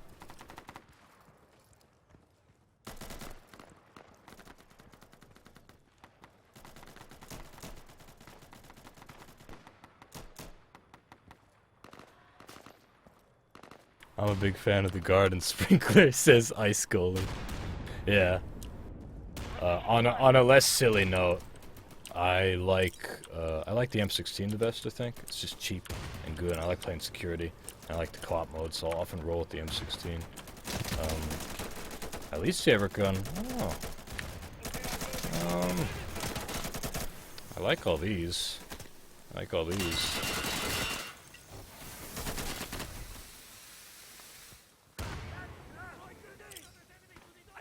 Every gun has like some personality to it, you know. I like them all, even if they don't fit my role. Like I don't like sniper rifles that much, but I think they're cool. It's not like it's my least favorite gun. It's just not my play style. I guess like if you go by usage, probably either of the sniper rifles, the Mosin or the M40. Like I almost never use those. Anybody who watches knows that. I'm throwing a smoke. Crap, I'm stuck. Okay, here comes a smoke. Hi, Steve. Let's do it. I already cleared that building. Okay, I'm looping around. Fuck! Sniper got me.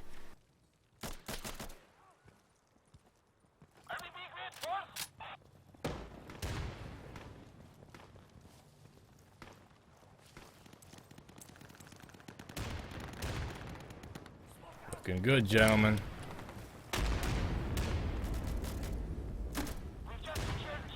Okay, be careful now.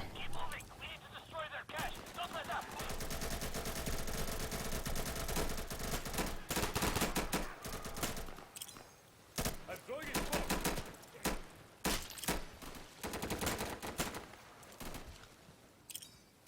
Smoke out. Mikey, you're becoming a leech shield. Where was that fucking guy?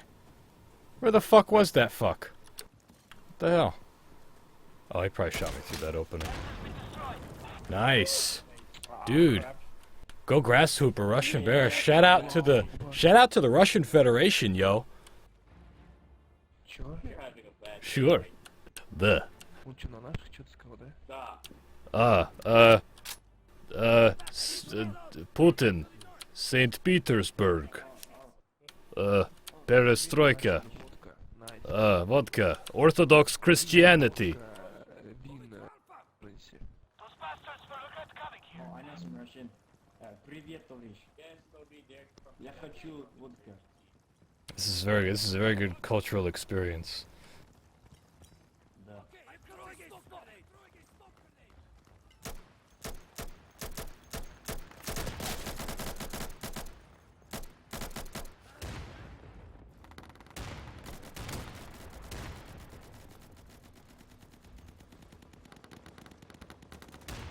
Hey, we're taking Alpha.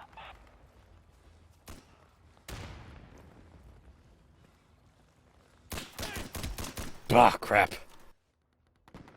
I was trying to do a big old flank. I didn't expect to see him. I'm moving to Alpha. Cover me while I load. Smoke incoming. I'm using smoke.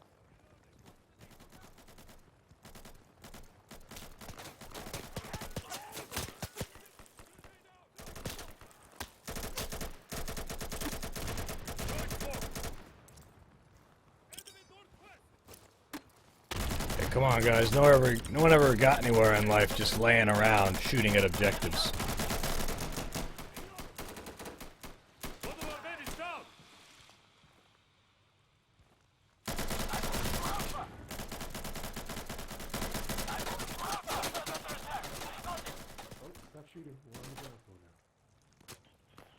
Hey.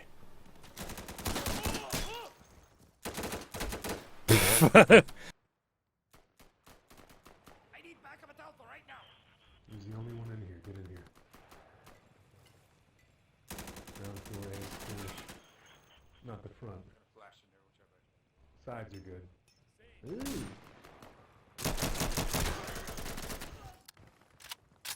wasn't here.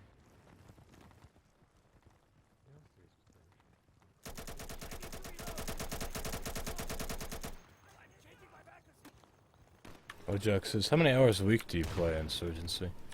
I don't know, I never really tracked them. I can tell you I have like 800 or 900 hours total. And I play every week. The streams, talk about the streams, they'll go from anywhere from 2 to 4 hours, I would say. That includes a question and answer period that we do, which we'll probably get to in a little bit here. I've streamed for longer. I used to actually sometimes done streams for as long as like 5 or 6 hours or even longer, but it's quite exhausting, and it's also like I put these up on YouTube for people to watch if they want, you know, have in the background or whatever, listen to like podcasts even, but like 5 or 6 is just too much. And I don't want to keep the guest if we have a guest there for too long. It's pretty late, I know, in Amsterdam, right, Steve?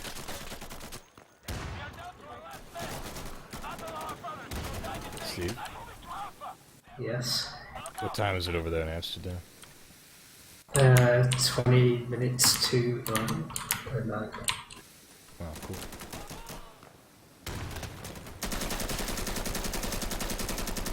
I need cover to load.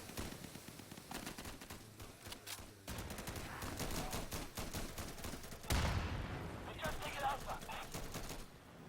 Moving to Bravo. I got it. I'm going.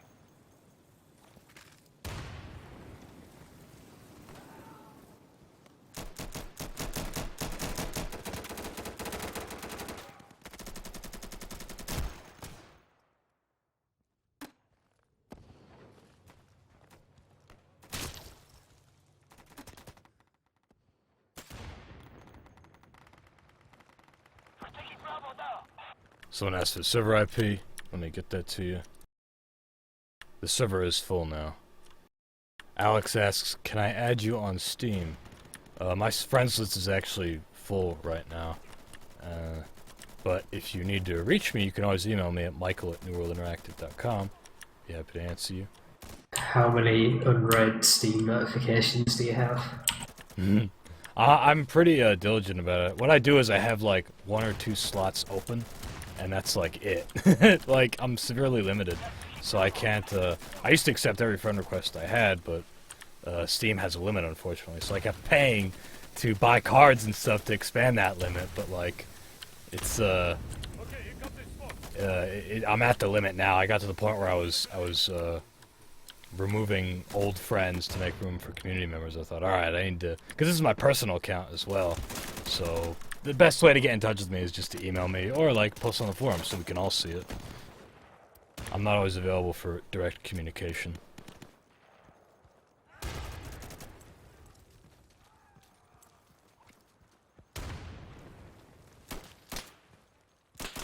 Woodjock says there are so many Dutch players playing Insurgency, including me. Oh really? That's interesting. I guess it's appropriate then that we put a new studio in the Netherlands. Why do you think there's so many Dutch players, Mochuk? True Canadian says, Mikey, any news on the new project? The title says ask questions, so I'm asking my question. Well, as I've told you before, we're gonna be having an announcement this month. And Very close. it's very close, dude. Like, as I was saying earlier, and I said in other streams too, shortest month in the year, and it's already the 20th, so like, you're not gonna have to wait that much longer. And we will have an announcement, and I think you will all be quite excited to hear the content of this announcement. What the hell, that guy's still alive. This is gonna be a good one. So just be excited with us and be patient. We will have an announcement. Grenade!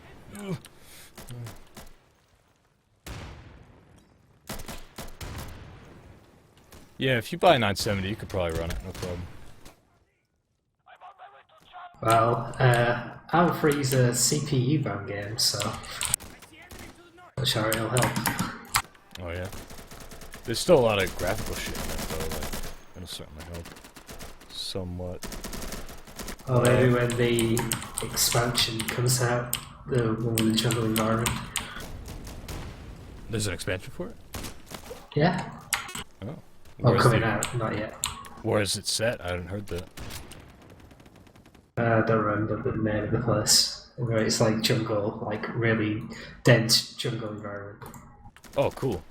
Because I know now they did like Greece, basically, which I thought was very interesting. And then they got their developers arrested for spying on military installations. That was fucking ridiculous, dude. Like, I can't believe that. I guess that's the risks that you take. Wolfpack asks, where will that announcement be? You can follow us on all our social media. We're gonna shout it from the fucking rooftops. I'll be talking about it in the streams, you know, so you can always come back here to ask your questions regarding it. I'm excited thinking about it. I anticipate a lot of questions that I'll be happy to finally be able to answer. But I just can't tell you right now. There will be an announcement soon, I promise. And oh, but yeah, sorry. Where will the announcement be? That will be, just check out our social media. If you actually scroll down in this chat right here, you can see a bunch of different like links that we have for Facebook, for Twitter, for YouTube. Just subscribe and follow all those channels. You know how it works. Namely, Facebook and Twitter, and you'll hear. We'll probably have a Steam announcement too. Like, we'll be talking about it.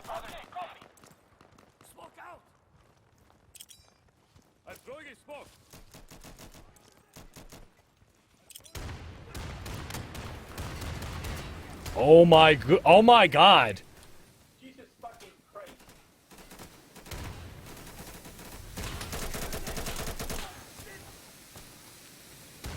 I see no enemies at Charlie.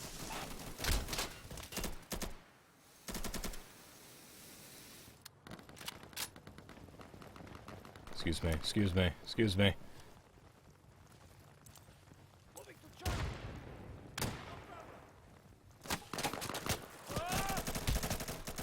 Well, everyone at NWI has seen the new project, but everyone else yet. Someone asking a couple questions. Will Insurgency make it to consoles? I was actually talking about this in a stream yesterday. Yeah, it's a question of resources. We like the idea, and people are always constantly asking us, which is validating. But it's a question of resources and doing it right. And it's something that we are considering, that we have considered.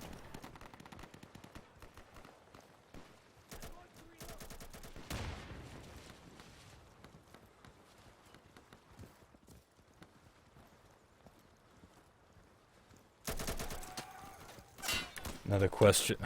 There's no waves. There's one wave left. I'll get to that question in a second. Oh shit! You're bad. You're not good. Woo!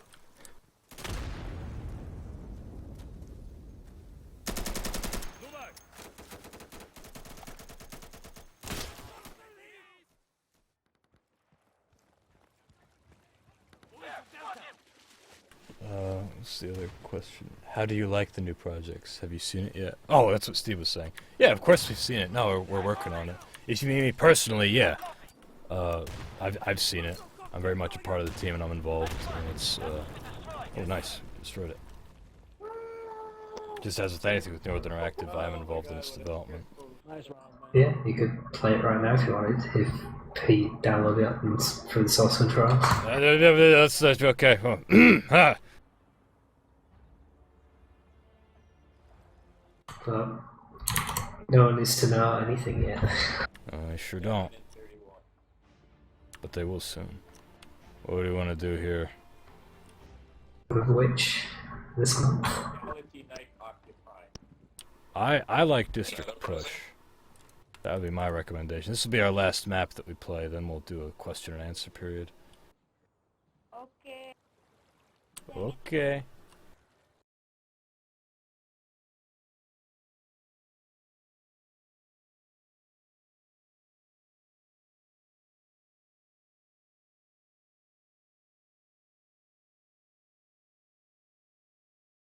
Miss Stork says, any info on the possible ragdoll blood decal increase? Annocator, one of our programmers, Christian Bucker, mentioned a few streams back. Totally not video related. I'm asking for a friend. Well, that's fine that you're asking. Steve, do you want to field that one? I'm not actually sure that's that. Since Christy's actually been busy with other things. And I think there's something like really strange in like Saucy's decal system that he's looking at, and it's kind of a roadblock, so like I've asked him about it. Yeah, we could look into that. I'm not sure if it's something that we're still gonna. What is happening right now? This is fucking weird. What the hell is going on? What the fuck? I spawned and like any animation I do, it plays the ready animation for the M16. Do you have a mod on? Yeah, I do. I have Mr. Brightside's M16 and M4 converter. You hear me, Ben? You hear me, Ben? Shit. I guess this one needs an update. Oh. Oh well. I can get out my M45. This one works.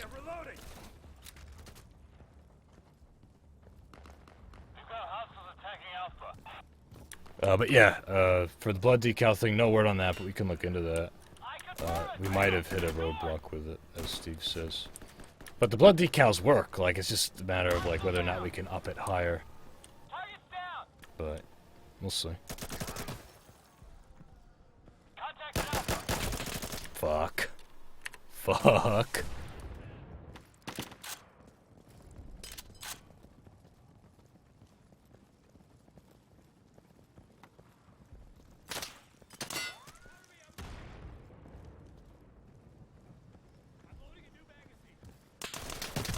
Ben says the mod is broken. Yeah, it sure is. Yak says don't change. No, don't change the ragdolls. They're beautiful. This wouldn't be changing them. The only thing we're talking about is decal limit. Yes, the decal limit. That means like shooting a body and blood pops up on it.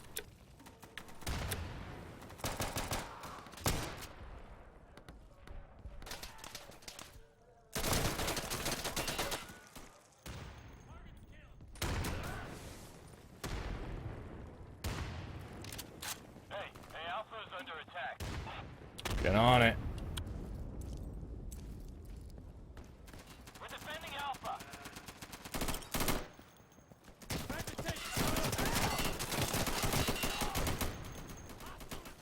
I'm not seeing any hostiles at Alpha. There we go, got him! I killed him! Right now! Watch my butt.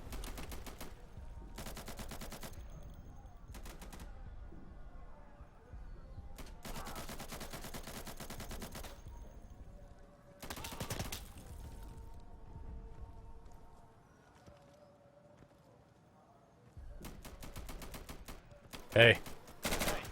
I like your name. Someone's asking about the competitive matchmaking. Okay, yeah. Torrent says, Mikey, could you say a little more details how work on matchmaking is going? For example, what has been done and discussed about that? I can't go into the details of it. I can tell you that we are setting up a lot of infrastructure stuff. So, like, as I was saying earlier, stats, back-end shit. And it's going to be in beta when it first comes out. So we're going to iterate on it and improve on it and update it as it goes. There's like a lot of work going into like revamping the stats system in the game, and then all the matchmaking stuff will come after, and it'll probably be like ready to test in a few weeks. Yes. And then from there we're gonna, as I said, like, it's gonna be a process. And you guys will be involved in that process. Yeah, it'll be like a beta branch thing. Hey, if you're still up there, fall back. They just took the objective. Affirmative. I'm on the move. Say that again, Steve. What did you say? The last part. It'll be like a beta branch thing. Yes. For like a while. Right.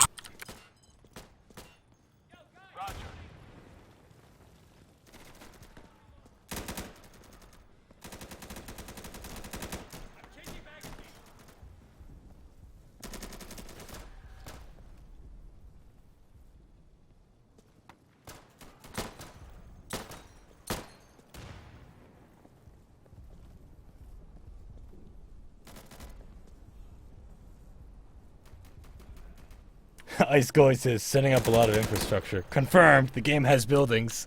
Oh no, Steve, they know! Oh, we're in trouble now. Yeah. And roads too, the game has roads. That guy sounds like a robot.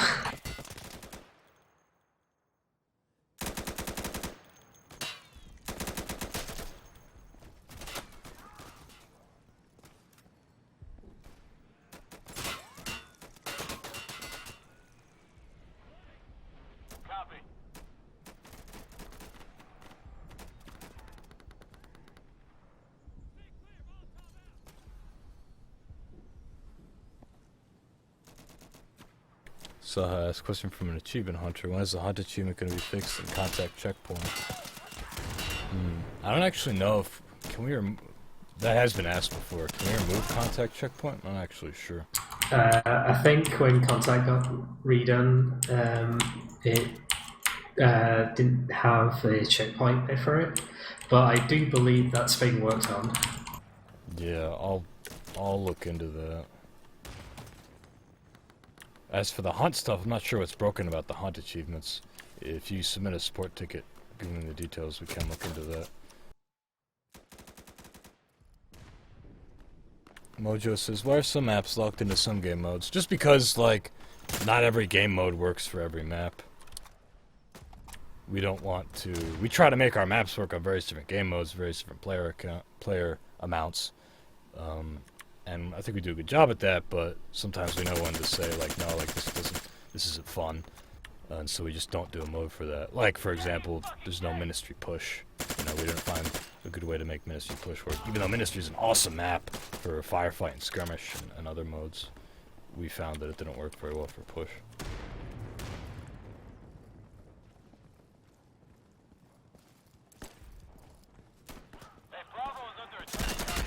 Fuck! Last case asked for the server info. Let me get that for you. 2 slots at the moment. 2 slots. Grasshopper really likes the security leader VO.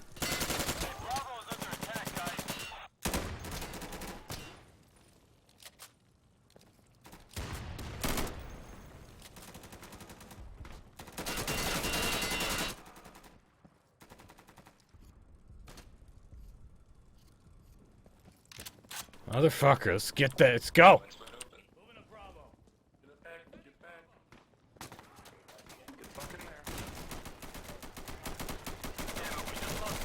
Fuckers.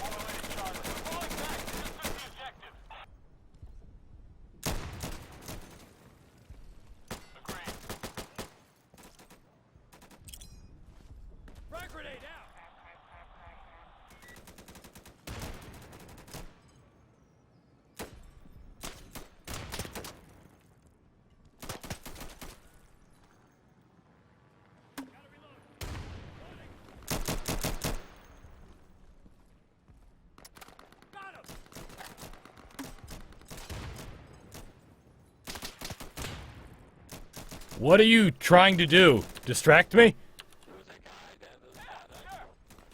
Well, kill him. I don't know. Shoot him.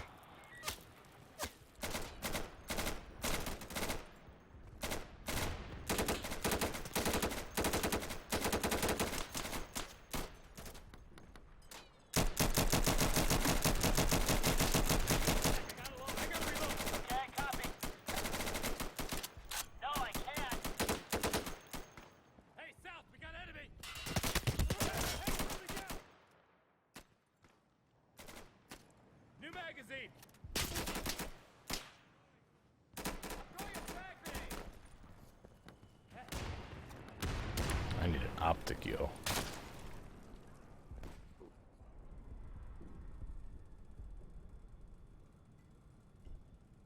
So that says, I don't seem to unlock hunt achievements even on official MWI server. Check the forum, other people with the same issues, so I thought it's being worked on. I heard Contact is getting an overhaul.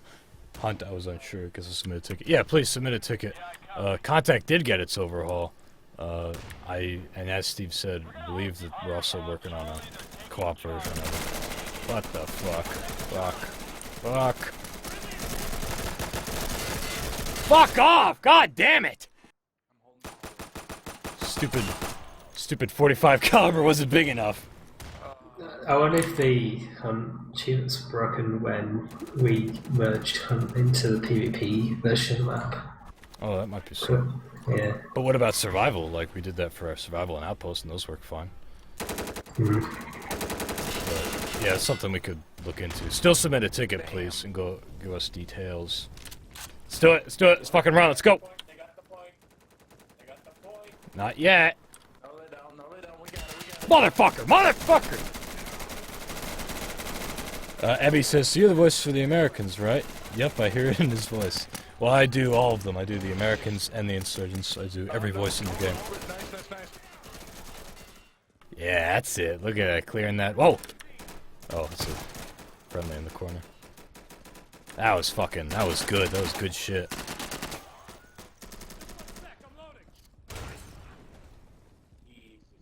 They're pushing. Area clear. Reloading. No way, man. You also might have heard me recently in Prospect, which came out a couple days ago.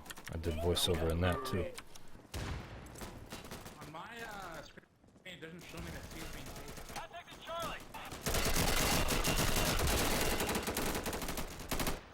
Target down. Ebby says, I didn't think it was the Insurgents. I love this game. Thank you, man. What do you love about it?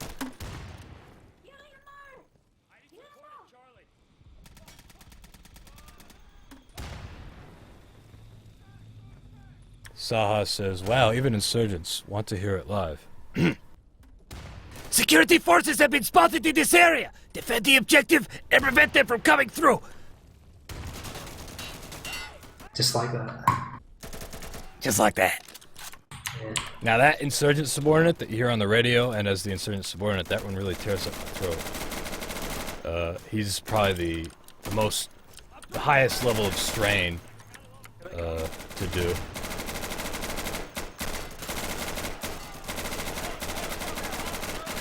Oh my god.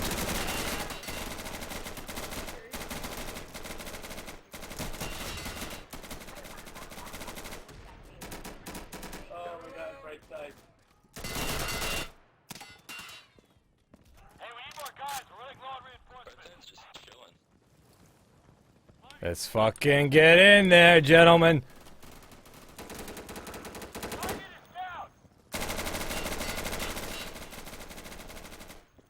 Fuck yeah. Fuck yeah. Excellent work. Nice. Good round. Very good round. God, you could just get You guys... Mikey playing the game and then use those as your voice sample, Jesus. Did you hear me screaming? Yeah, I might have gotten a little invested in it. It always confuses me because I can hear you, and then I can hear recorded you. Sometimes it gets me too. Watch yourselves, guys. Be careful. Just go and take street, I guess. Fuck yeah. I'm on it. You got it, man. I'm on the way. I'm throwing a frag grenade. Smoke grenade coming up. Grenades to the right, to the right, to the right. Hostile neutralized. No. We're losing Alpha. It's not gonna happen. I'm glad that you were all amused by that insurgent depiction.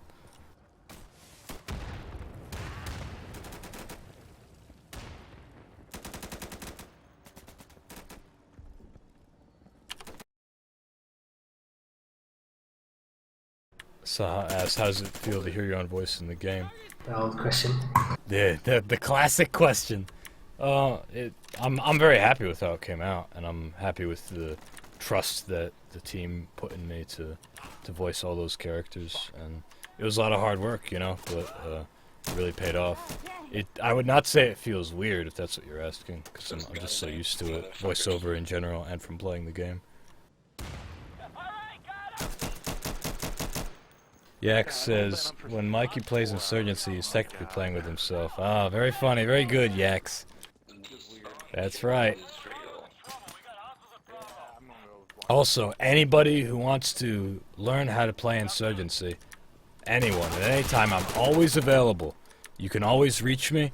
You just boot up the game, click on the training mission, and they'll put you in a server personally with me, and I'll show you the ropes. Blast Kaiser asks, when is ranked matchmaking beta coming? As we were saying before, probably within a few weeks is the plan. I gotta fucking stop the game here, dude. I'm 2-15. Jesus. Sorry. Hoping to see, keep going. I always see ranked matchmaking sooner rather than later with their branch. Say again. Hoping to see ranked matchmaking on the beta branch sooner rather than later. Right. So we'll have it on the beta branch first. Yeah. Most of the work at the moment is going into all the back end server stuff at the moment. And that's the main thing right now. Then we're gonna be doing more like actual proper gameplay balancing and shit. Yeah, and then there's making the UI for it and everything, so it's quite a big undertaking. Truly. Devil's Avocado says, what mod are you using for the Mark 18? Ah, shit, I forget. It's a cool one though, isn't it? I don't have a link for it. Hey, Bravo is under attack, guys. The fuck are these dumb motherfuckers on Bravo? Grenade on Bravo. When it comes to DI, which is asking about if we're going to add anything other than weapons, to Kaz, who is making Mud and Blood, he is contributing British forces to the mod, and that's Friday. And anyone in the community is free to contribute in whatever way they want to Data. That's the whole point of the project. And someday if it gets standalone and we use your stuff, then, you know, you'll be compensated.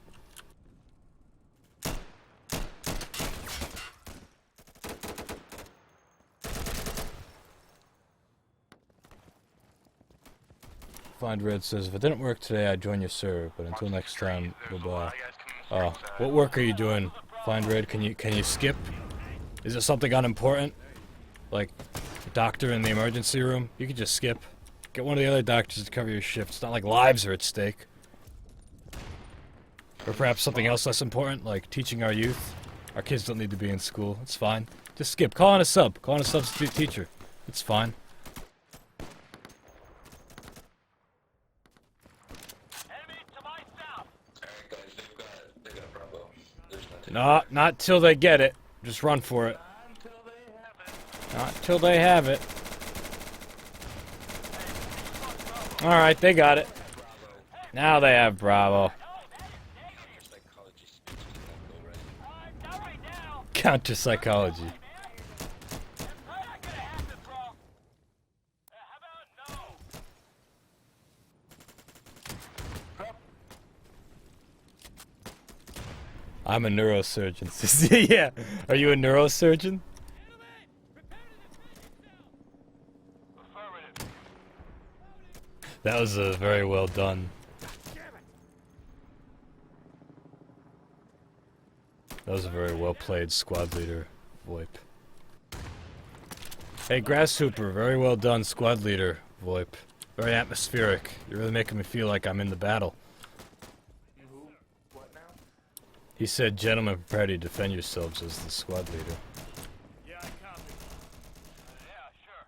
This is definitely a defend yourselves situation in this part of the map. Fuck. I know a neurosurgeon, and I know a few neurosurgeons. I know a bunch of people in medicine. I remember asking one of them, just how hard is brain surgery? And he's like, it's not that bad. Was his response, and nothing more. Fuck. Charlie is under attack. Take Charlie, get out of the house! Run! This is some bullshit. What if we toss incendiaries into the front yard? That seems like a very short-term plan. I feel like they wouldn't burn long enough. They don't burn that long, but it might work for a little bit. I don't know. Far, Fucking A! Where? Where? Hands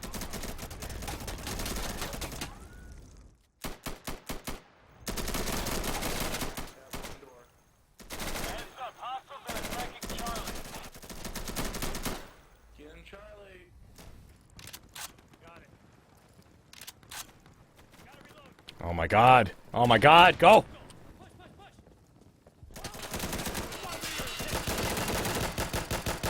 Piece of shit. Go! Go, goddammit! Casualty. I need a second. That's the way.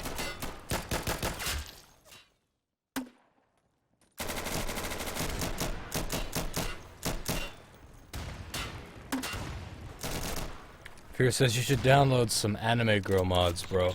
Well, I could if I wanted, because they exist. Left might work out, no, I'm gonna try and suppress it. Go, goddammit! Don't fucking stop!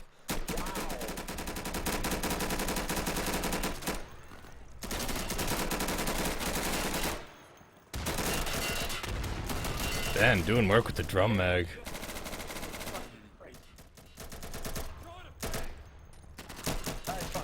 Fuck him up, Steve. Yeah, yeah.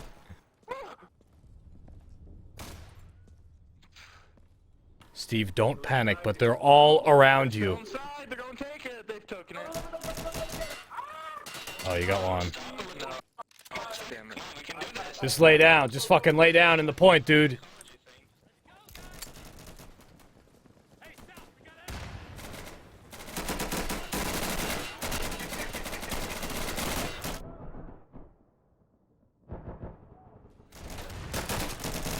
isn't turning out too well.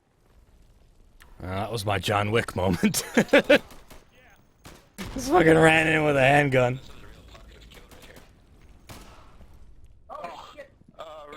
Shine Blunt says too big scope this part of the map. Yeah, you're right. When I equipped it, they were still approaching the building, but now... What am I doing with an L1 SAR, dude? I need something that's fucking automatic. Go! Go! Go! Just go! Just go! Just go!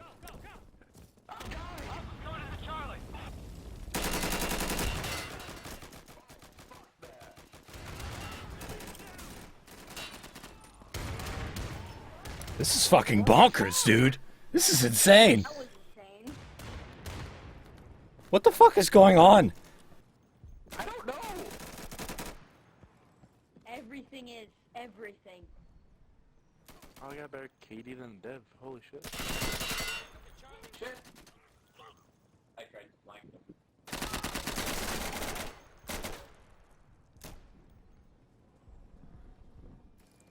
Go!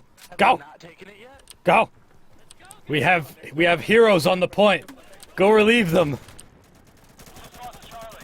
Oh, back up, back up, back up, back up, back up. Back up. Get back here, you guys. Steve, you're crazy. Steve, look out. Thought I had back. I had to go to the corner stream, man.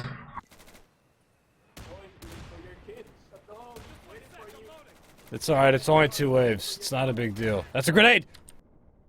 That was my grenade, I'm sorry. Drop a tube down there. Right side. Rayhawks, right side. It's on the right fucking side. Dispersing to the right.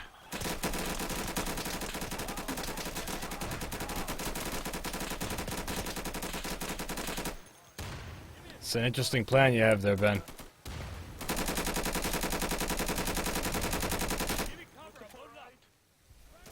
I'm gonna go get some grenades. I'll be right back. Coming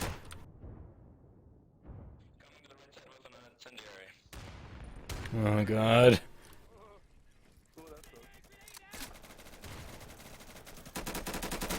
I'm out of the way. Excuse me, excuse me, excuse me.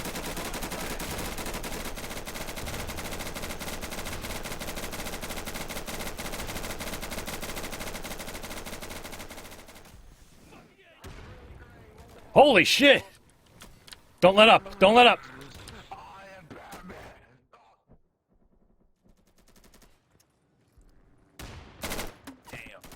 There's one right there. Fuck, stop, soldier. No, right side, right side. No.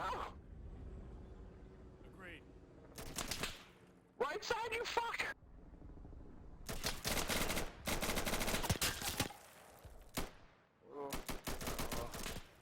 Oh no! Oh fuck! That was fucking good, dude. Once again. That was a close one. This is a good game right here. This is close to the Fuck game. yeah, dude. Oh, here we go. All right. Yeah, sure.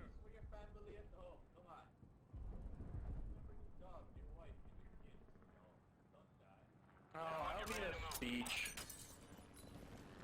Sorry, General, but I don't need a speech. I am. It's the counter-psychology. Defend Alpha. I have some, bro.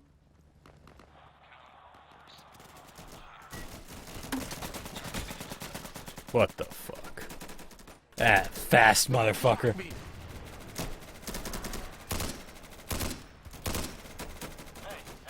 Andre Lionheart says, this match is freaking amazing. I'll find I play push, it's one-sided. Yeah, District Push is pretty sweet.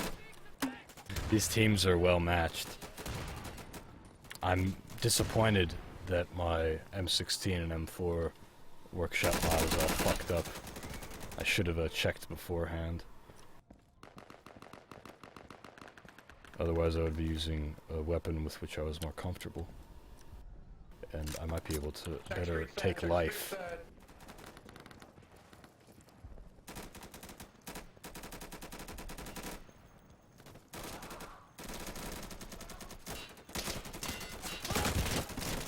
Alright, maybe I should also just stop running fucking headfirst into every situation.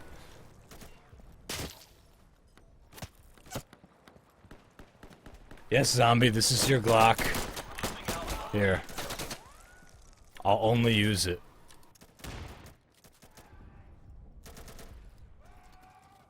I'm gonna do a lot better now.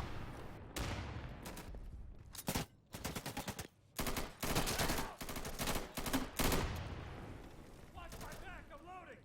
Yup. Throwing grenade. Ah shit, they just took Alpha. I'm changing magazines. Oh, just took the objective. Fuck!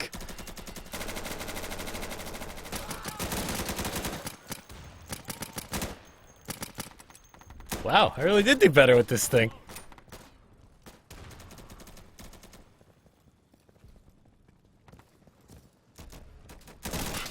Oh yeah, I'm fucking John Wick, dude. Ah, damn. A master asks, who came up with the name New World? That would be Jeremy Blum. I think one of our co-founder, CEO and game director.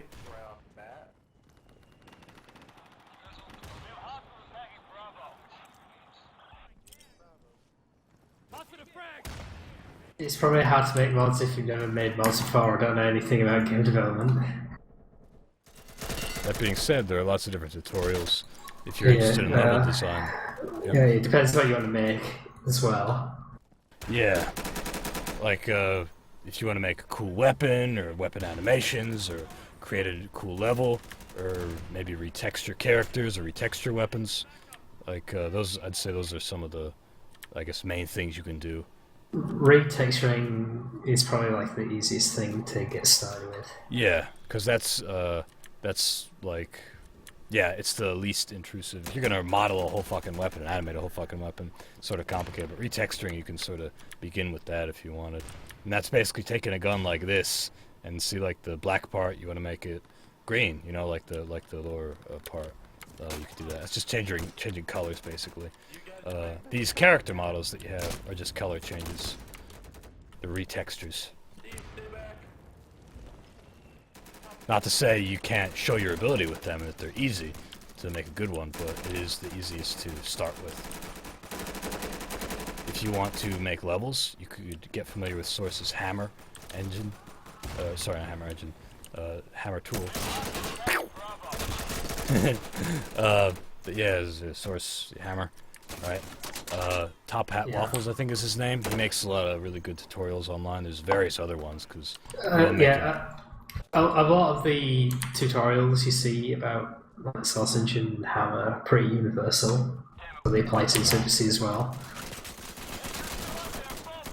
It certainly has some like specific things like with VPKs and uploading their workshop.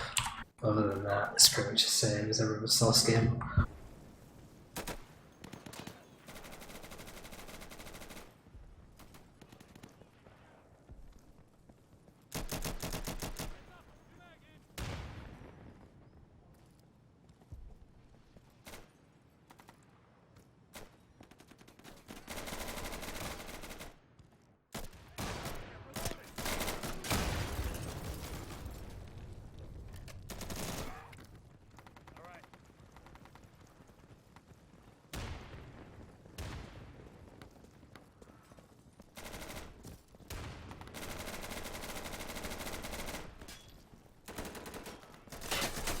Look out! Grenade.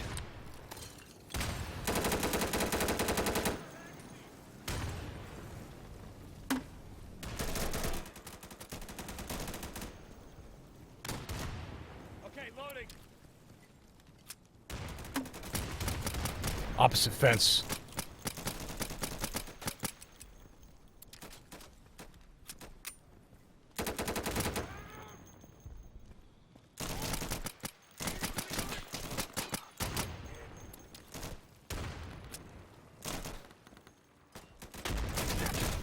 Fuck. Puppy says, how much longer are you gonna stream? We're gonna do an open Q&A in a couple minutes here, I think, after this round.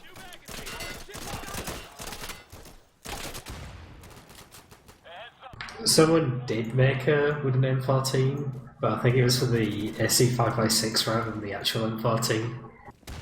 Yeah, I believe they did. That was for like... Yeah, it was for the Born to Kill mod, but the Born to Kill mod's been discontinued. Correct.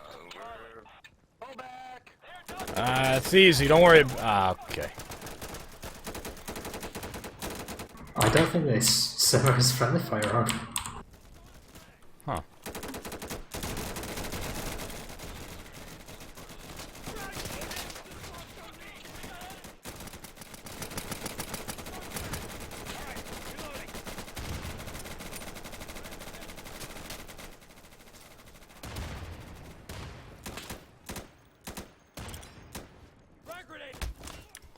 Fuck that.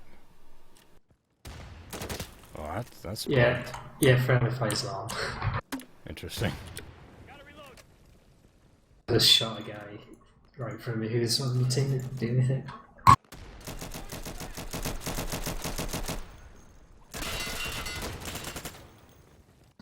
When it comes to making a sound pack, it's just replacing files.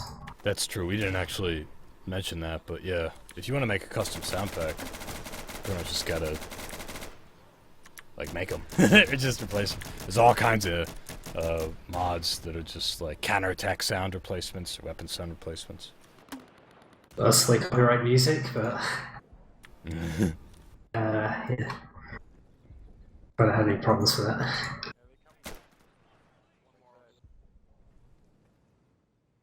Yeah, the Glock did help me. I did do better with the Glock.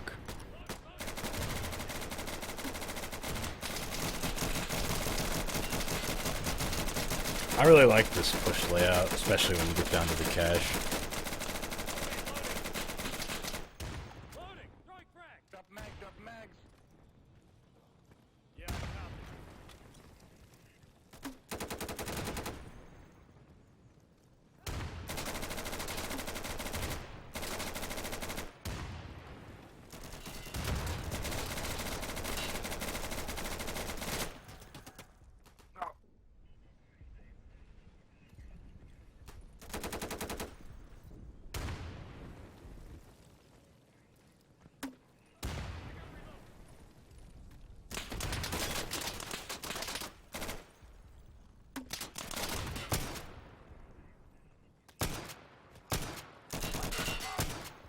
Fucking Ben Turtel killing it with the shotgun.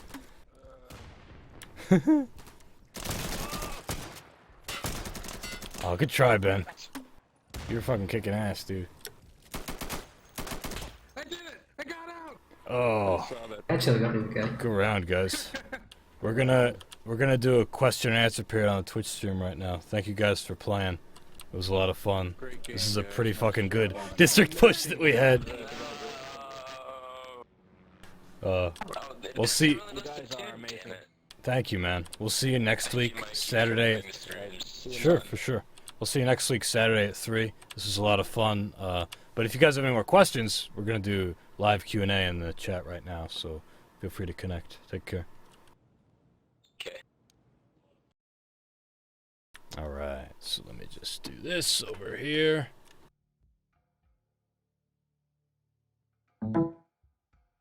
Alright, that was a good noise. That was me plugging the camera in.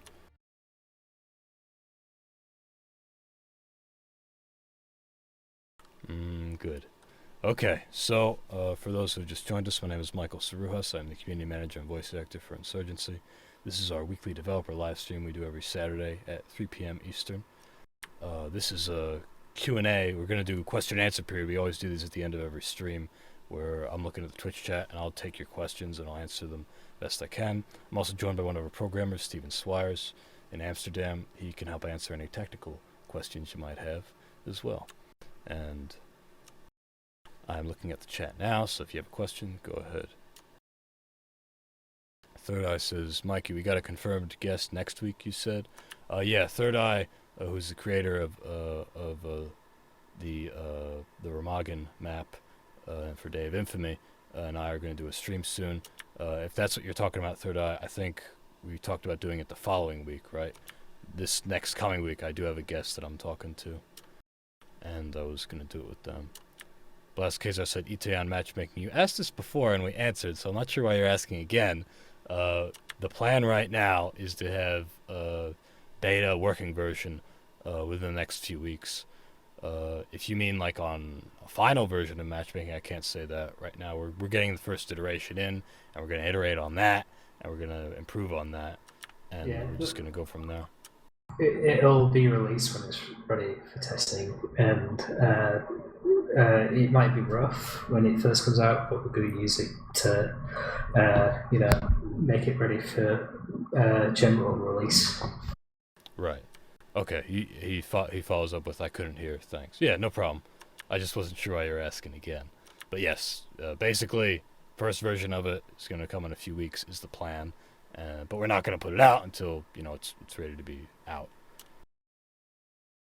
Are there going to be new player servers? Well, anybody can host a server whenever they want.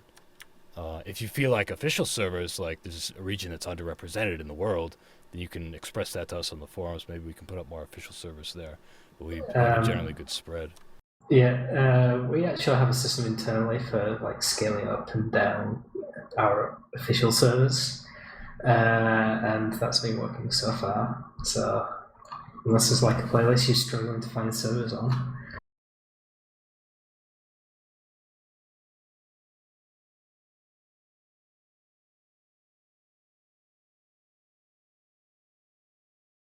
Insane access. Now this might be a difficult feature given different theaters, but have you guys ever looked at it making it possible for us to save our loadouts for each slot?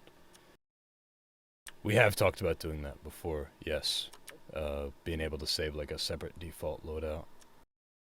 Yeah, there's several ways to go about it, but I don't think it's actually a thing we're planning on doing at the moment. Not at the moment, no, but possibly in the future. We'll see.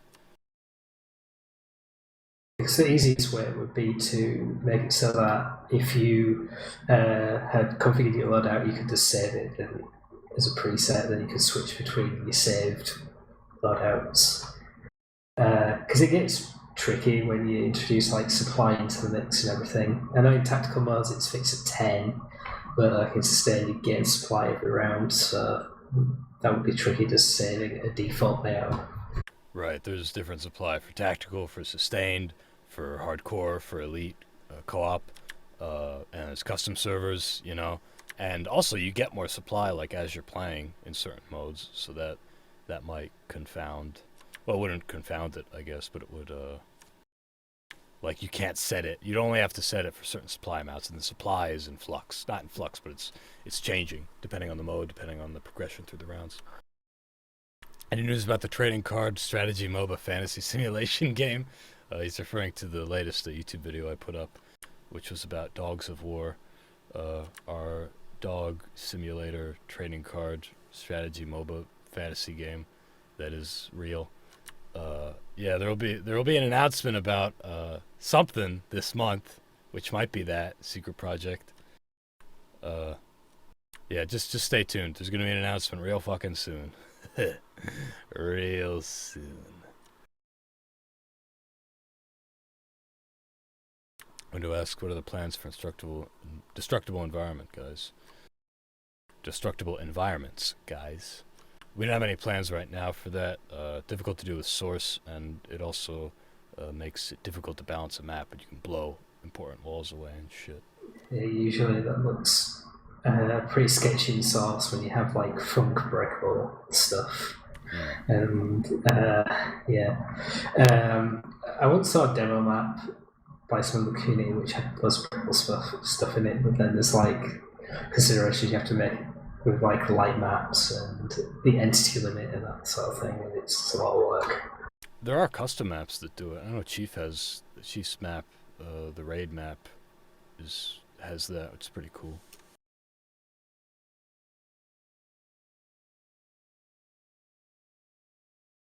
Florence says, no word on a ranking system for competitive 5v5. Is that classified info? Well, we are working, we were talking about that a little earlier. There will be a beta version of the ranked matchmaking that we're going to be testing within the next few weeks, is the plan. And that'll be mostly infrastructure stuff that we'll be testing first. Then we're going to further flesh it out, you know, as time goes on. Thanks, I just made this Twitch to get in this chat. Didn't know. That's fine, yeah. I don't mind if anybody asks don't be afraid to ask a question if you think it's already been answered. It's fine if you missed the answer or anything. Swap Coolest says, where can I find comp games? I'll show you. You can go to multiplayer, unranked competitive, and you've got all kinds of stuff here, right? These are pretty full, and there's balance configurations on these. But this is just like, this is unranked competitive. This is what we have now. But within the next few weeks, we should have a fleshed out, a better fleshed out way of doing all that. Steve, can you maybe go into a little bit of the details about what we might see in this first iteration that's going to be on the beta branch and eventually on the live branch? I think initially it's going to be mostly like getting the systems up and running, like making it so we can get servers running for competitive games, then being able to find a game and have that affect your ranking and that sort of thing is what we're looking at. And then there'll be obviously like things we can tweak as the weeks go by and until it's actually ready for everyone else. Right. So with that first iteration, it's like having servers go up dynamically, getting players match made into servers in groups and by themselves, and having the rank be affected by their performance on those servers. Is that a pretty good outline? Yeah. Yeah, I'd say so. I'm not sure how much the unit stuff is going to play a part of it, but yeah, we're hoping to get something that the community can actually test in a few weeks. Right. The unit stuff is sort of like a clan or group system we want to have, where you have your unit and you have guys in your unit fight other guys in other units or other groups of people, and that might not be coming at first, but is another goal that we have as far as like the competitive overall vision for Insurgency. Is basically having teams or clans, you know. Yeah, the whole social element of it. Right. Someone's asking me to link the stream in YouTube. Yeah, we did an anniversary live stream last month, and we went into some of those details of the competitive. I'll find that link right now.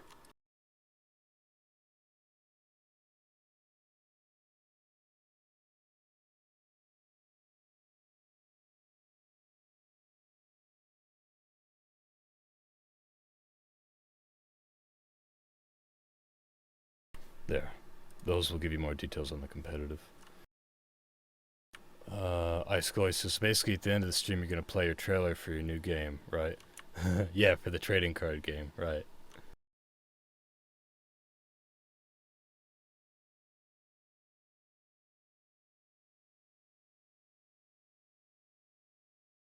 So yeah, again, for people who didn't hear that, it's going to be, the first iteration is going to be, it's going to have the ability to join servers by yourself and as groups, for us to host servers dynamically up and down, like according to the amount of people that are playing, and for your rank to be affected. It's going to be that like basic level, and then as time goes on, we're going to, expand on that stuff. It's going to be in the beta.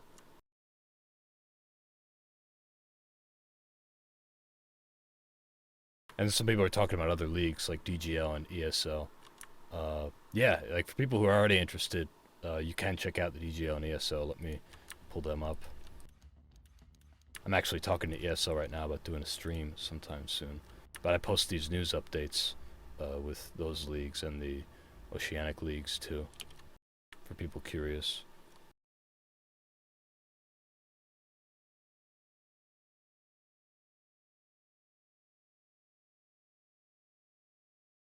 Grass Hooper says, why not think up system of ranks that stronger players may play with themselves equal? I think many people wait.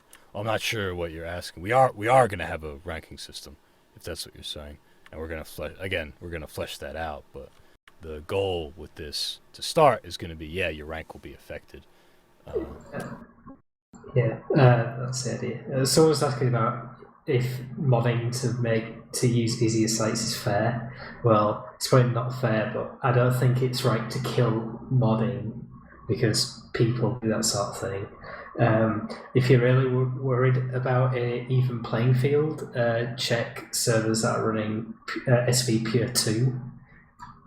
And all the official competitive servers also run SV Pure 2, so no custom assets are allowed on those servers. That's right.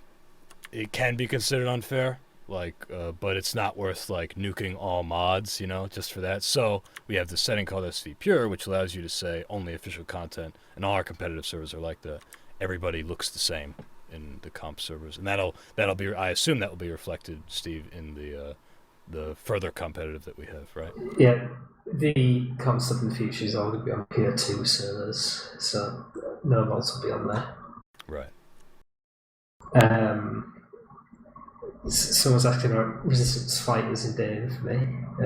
Peggy High 11. Peggy Hill from King of the Hill. Whatever. It's up to the community what they want in Day of Infamy, and that's why it's like a community mod project. Right, exactly. We're crowdsourcing Day of Infamy. It's up to the community what they want to put into Day of Infamy.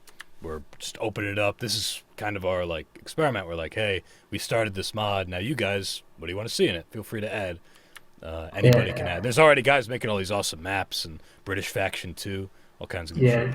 Because someone asked about Blood and Blood as well, and the idea is Blood and Blood will be integrated into DOI once everything's ready on their end. Right. There's another question I saw here. What are our future plans, new engine? Well, we already announced that we're using UE4 for our future projects. Yes, we are working with Unreal Engine 4. Here it is. A master says, are more community maps going to be official maps? Dry Canal, which was a community map that won, was one of our finalists in the Game Anatomy contest. That's going to become an official map. I think it's in the beta branch at the moment, if you want to have a look at it. It was off for a bit, wasn't it? But it's back on now. Maybe even the co-op versions too, actually. Yeah, I think in the last patch we actually accidentally put it in and removed it. But yeah, we'll be starting testing up again soon for Dry Canal.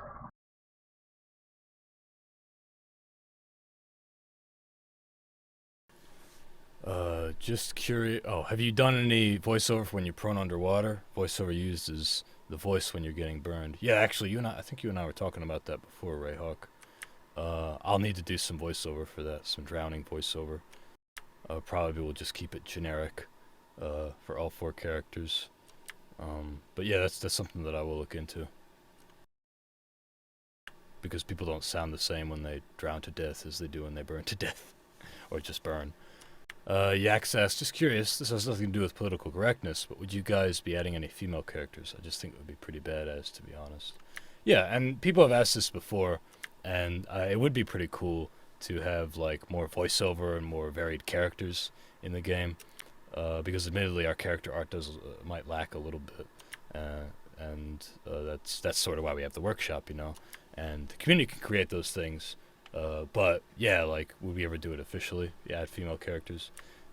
Not for Insurgency, because thematically it doesn't really make any sense. We kept it ambiguous, like, what are the security team? Like, we didn't really specify, oh, they're U.S. Marines, they're U.S. Army, they're PMCs, they're British forces. Like, they're just like, they're Canadians, like, they're probably Americans from the way they talk to each other. If we added females, it wouldn't make sense for these wars, these conflicts that took place, and are taking place, I guess, in Iraq, Afghanistan, and Somalia, where it's in the American military, and American women are not allowed to be in combat arms. They're not allowed to be infantry. That being said, in December, recently, like a couple months ago, that was repealed. Now women can serve in the American military, and they can be in combat arms. They can be infantry. I think they could even be special operations, too, which is crazy to think, because it's been so long in America that that's not been so. You were going to say something, Steve? Yeah, it's also a question of resources as well. Like, right. you have to make new models, and you'd have to find a voice actor to do all of the female voices. So. Yeah, and we only have one voice actor for Insurgency, so and I can't do a very good girl. And there's thousands of lines of dialogue, and we'd have to do all that for a female voice. So it's a few things. It doesn't make sense thematically, because when these conflicts took place, women, obviously they've fought and died in these conflicts, but for the roles that like the security have, at least, because doesn't really apply with the insurgents, they're definitely infantry or special operations, and women aren't allowed to do that. Or they're PMCs. We didn't want it to make it just PMCs. We wanted to keep it ambiguous. That's why they're called security. Anyone ever tell you look like Channing Tatum? No. Really? I don't think so. That's interesting. It's interesting that you say that.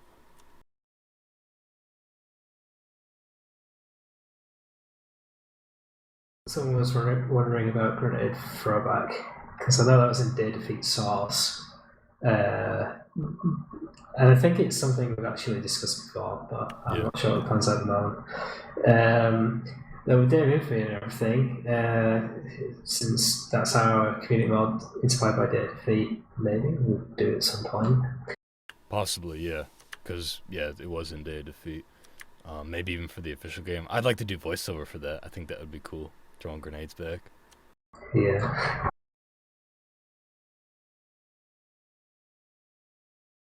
Will there ever be more insurgents for different maps, like Somalian pirates for Somali maps and such?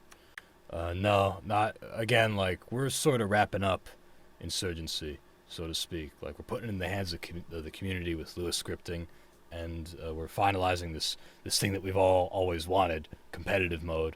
Now that the game is like, we're sort of putting a button on it, not abandoning development on it, like not being done period with it, but finishing up like the official stuff that we want, and moving on again to like these other two projects that we're working on, you know. So I don't see us like creating a bunch of different art in that way for this.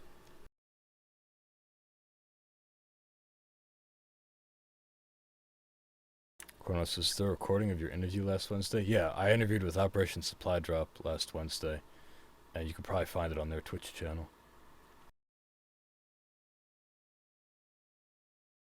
Rogue Shadow says, will you be updating the first-person animations? Not saying they're bad, but I'd like to see something a bit more operator. We don't have any plans for... well, like, we're updating animations, but those are mostly third-person animations. We'd like to get them in a better place.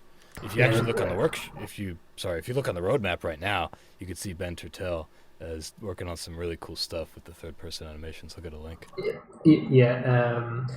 In the next update, you'll be able to see dry reloads in third person, and the ball actually does move on the weapon. Yeah. So there's that to look forward to. Check that shit out. It looks awesome.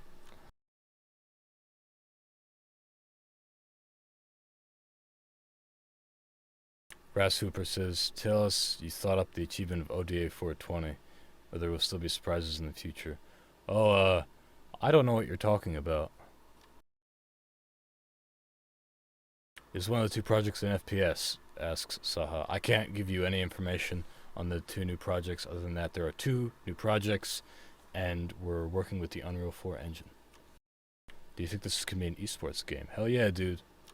We already have competitive leagues that formed. Look on the screen right now. Competitive leagues and events that have formed organically. Just players being like, hey, this is competitive. I want to play competitively. And, you know, we're doing that officially with our competitive stuff, too. What's this faction card I'm seeing? Oh, factions is something Steve might be able to explain a little better, but basically we want to make it where you can have different factions in a map, like playing on the same team. With different different loadouts and stuff. We'll work that into the theater system. It's more of a necessity out of DOI. So right now there's a DOI fair, and instead of having to split that out, it's like say an American and a British fair. You just have the one fair with the British and American faction in it, and that'll give a lot more flexibility. So, say from the Axis side we added Italians, then you could mix and match which factions you would want on your map. And that is more important for Day of Infamy. Yeah. But I think we'll have support for Insurgency through that, won't we? For people who want to do something with it. If you're making your own custom theatres, then you might want to use that functionality for your own use, but yeah, Day of Infamy is mainly driving that. Right.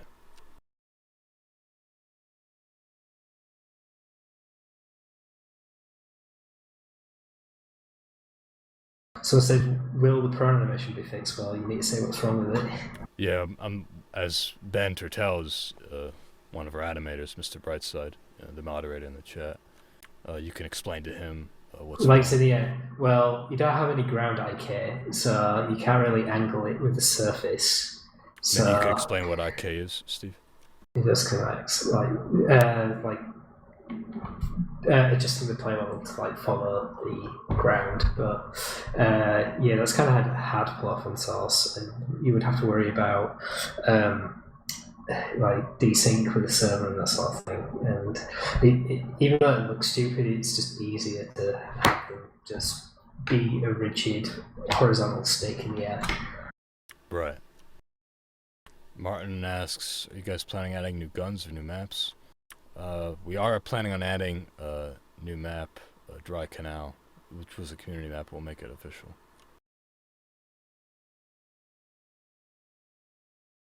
Spicy Death says he had a problem at Charlie Ministry getting blown up by a grenade.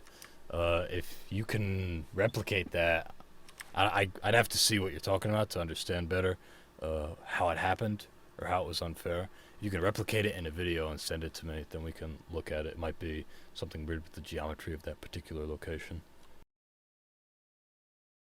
Yeah, unfortunately, anecdotes don't make very good bug reports. Yeah, we appreciate it, of course, but we just need more details. Like, yeah, like if you, like even if you use something like shadow play, like capturing a video of it,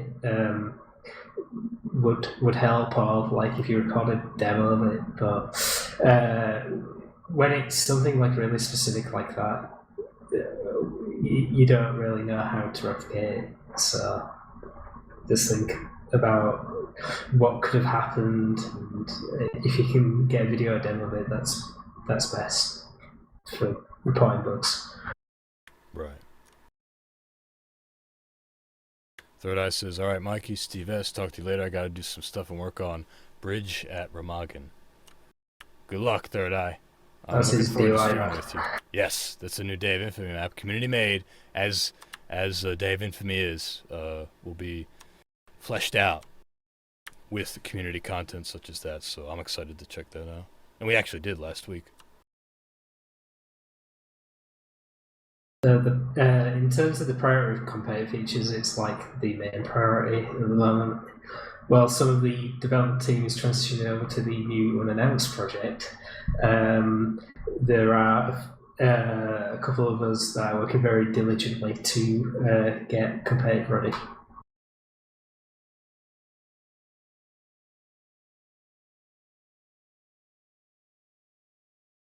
Gerardo says the version of Source Engine you guys are using is different than the CSGO. CSGO uses, yeah. Right? So the version of Source Engine we use was originally based on CSGO from 2012, and since then we've merged in from code from like every Source Engine branch.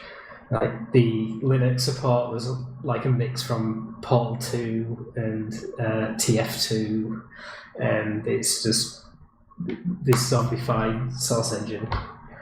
Yeah, it's mostly CSGO from 2012. We don't get the latest CSGO like updates. That's not possible at the moment, so we just have to do this merging mess. Right. Yeah, it's been good though to like get the bug fixes from like the TF2 branch, like some pretty nasty exploits, then merge that in. Because there's been a few. Bit of a patchwork thing that you need to do as a programmer, I'm sure. Yeah, there's some pretty serious exploits that affected TF2 that we managed to patch up in our own game. Kronos asks about Source TV. Source TV we have talked about implementing. Well, you can kind of use Source TV. You just do TV and score enable. But it does consume a lot of memory on the server side, and it can make it so pretty unstable. And I think there's some like replication issues where like guns on the back of player models don't show up correctly and that sort of thing. But you can try it and report back to us if you have any success with it. Right. We do. It is in, but there are some glitches. And we fixed some of them, but I think there still are some. Oh yeah, so as mentioned that VoIP bug that you got earlier, and I'm pretty sure that's like a certain subset of servers that are running like bad server plugins. and if you filter your server browser so it's just the official servers, then if it still happens, then we'll need to know. I've seen it happen, and I've heard of it from other players happening, but never on an official server. So yeah, it might be a third-party thing. In which case, it's kind of hard for us to diagnose the problem because it's happening in other places. Yeah, someone's asking about UE4, and it's a big question, so I think I can feel it. It's to do with Steam and Workshop support, but if you look at what Ark Survival Evolved's doing, you can get their mod tools on the Epic launcher, and they have full Workshop support. So for any of our future projects, there'll be nothing stopping us from like doing Workshop stuff with it. We'll be going more into details on how all that's going to work again in the future. We will have an announcement regarding stuff like that this month. But for now, we must be vague. But we can say yes. Unreal Engine 4 does have modding capabilities, and you can mod just as well with the workshop and just in general, you know, with Source as you can now. But we can't go into the details of how that might apply to future projects because we're not talking about the future projects yet. Yeah, but it will be possible with future projects, but we can't say if it. Right? Yeah, it's very tight-lipped. Well, we're gonna talk about it soon. Like, don't you guys worry. Sog says, "Thank you for the best tactical war game ever in my life." You're welcome. Thank you for your thanks.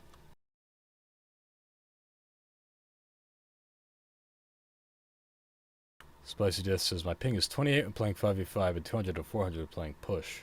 Do you guys have anything I can do to make push more? I don't know why your ping would be affected by. Well, see what your rates are set to in the console. If you update rate or the actual rate CVAR is set too low, then that might cause issues. Otherwise, it might be ISP falling here. If that's the case, if you can get better internet, get better internet. Yeah, if you can. But 32 player servers do consume a lot of bandwidth, so you have to just roll with it. Eduardo asks, why certain maps don't have sapper and bomber classes and some others don't? It depends on the mode. The mode and the map. Yes, it's the mode and the role of the team as well. Yes, so, like in Push, for instance, we removed the ability for defenders to plant IEDs/C4s because it just felt kind of cheap. Like you throw an IED on the fucking objective and move away and then lay there with your detonator and blow them up. It just it wasn't as well. Is there going to be another map contest like last year? We don't have any plans for map contest right now. No. We're still getting maps in from that contest, like Dry Canal. We've already gotten a bunch of them in though, which has been pretty sweet. Station, Tell. Embassy. Yeah. Station, what is it? Station, Tell, Embassy. Oh shit. Station, Tell, Embassy. Fucking... Let me Dry Canal. Will be Dry Canal. This is... What am I thinking of? Well, there was Depot that was a winner, but I'm not sure if that's going. Right, yeah. But it was Station, Tell, Embassy, and fucking... Candigal. Candigal is the other yeah, Candigal, yeah. Yeah. Like, he's on the team and everything. Whoops. Sorry, Brian. Just a brain fart for a second there. And Brian's doing a great job with Dry Canal, too. Like, he optimized it well, and, you know, updating its art, too, I think, and a bunch of cool stuff. Bunch of cool shit. Martin asks, which is your favorite in-game weapon? I jokingly said the water gun earlier. It's really probably the M16. Shall I say? The FAL.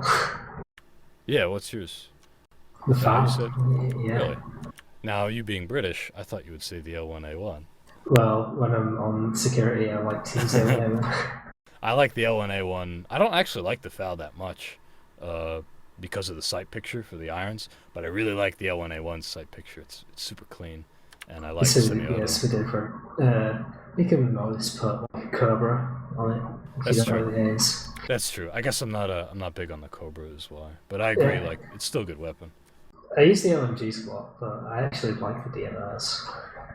Yeah.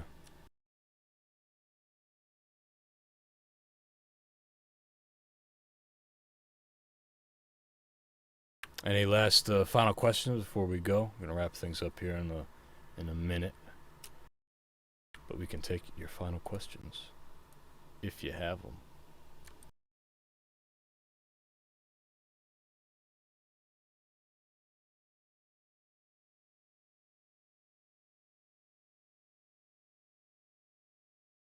IK says Cobra Sight is life. Yeah, it's just me personally. I'm not big on it. I prefer American sites.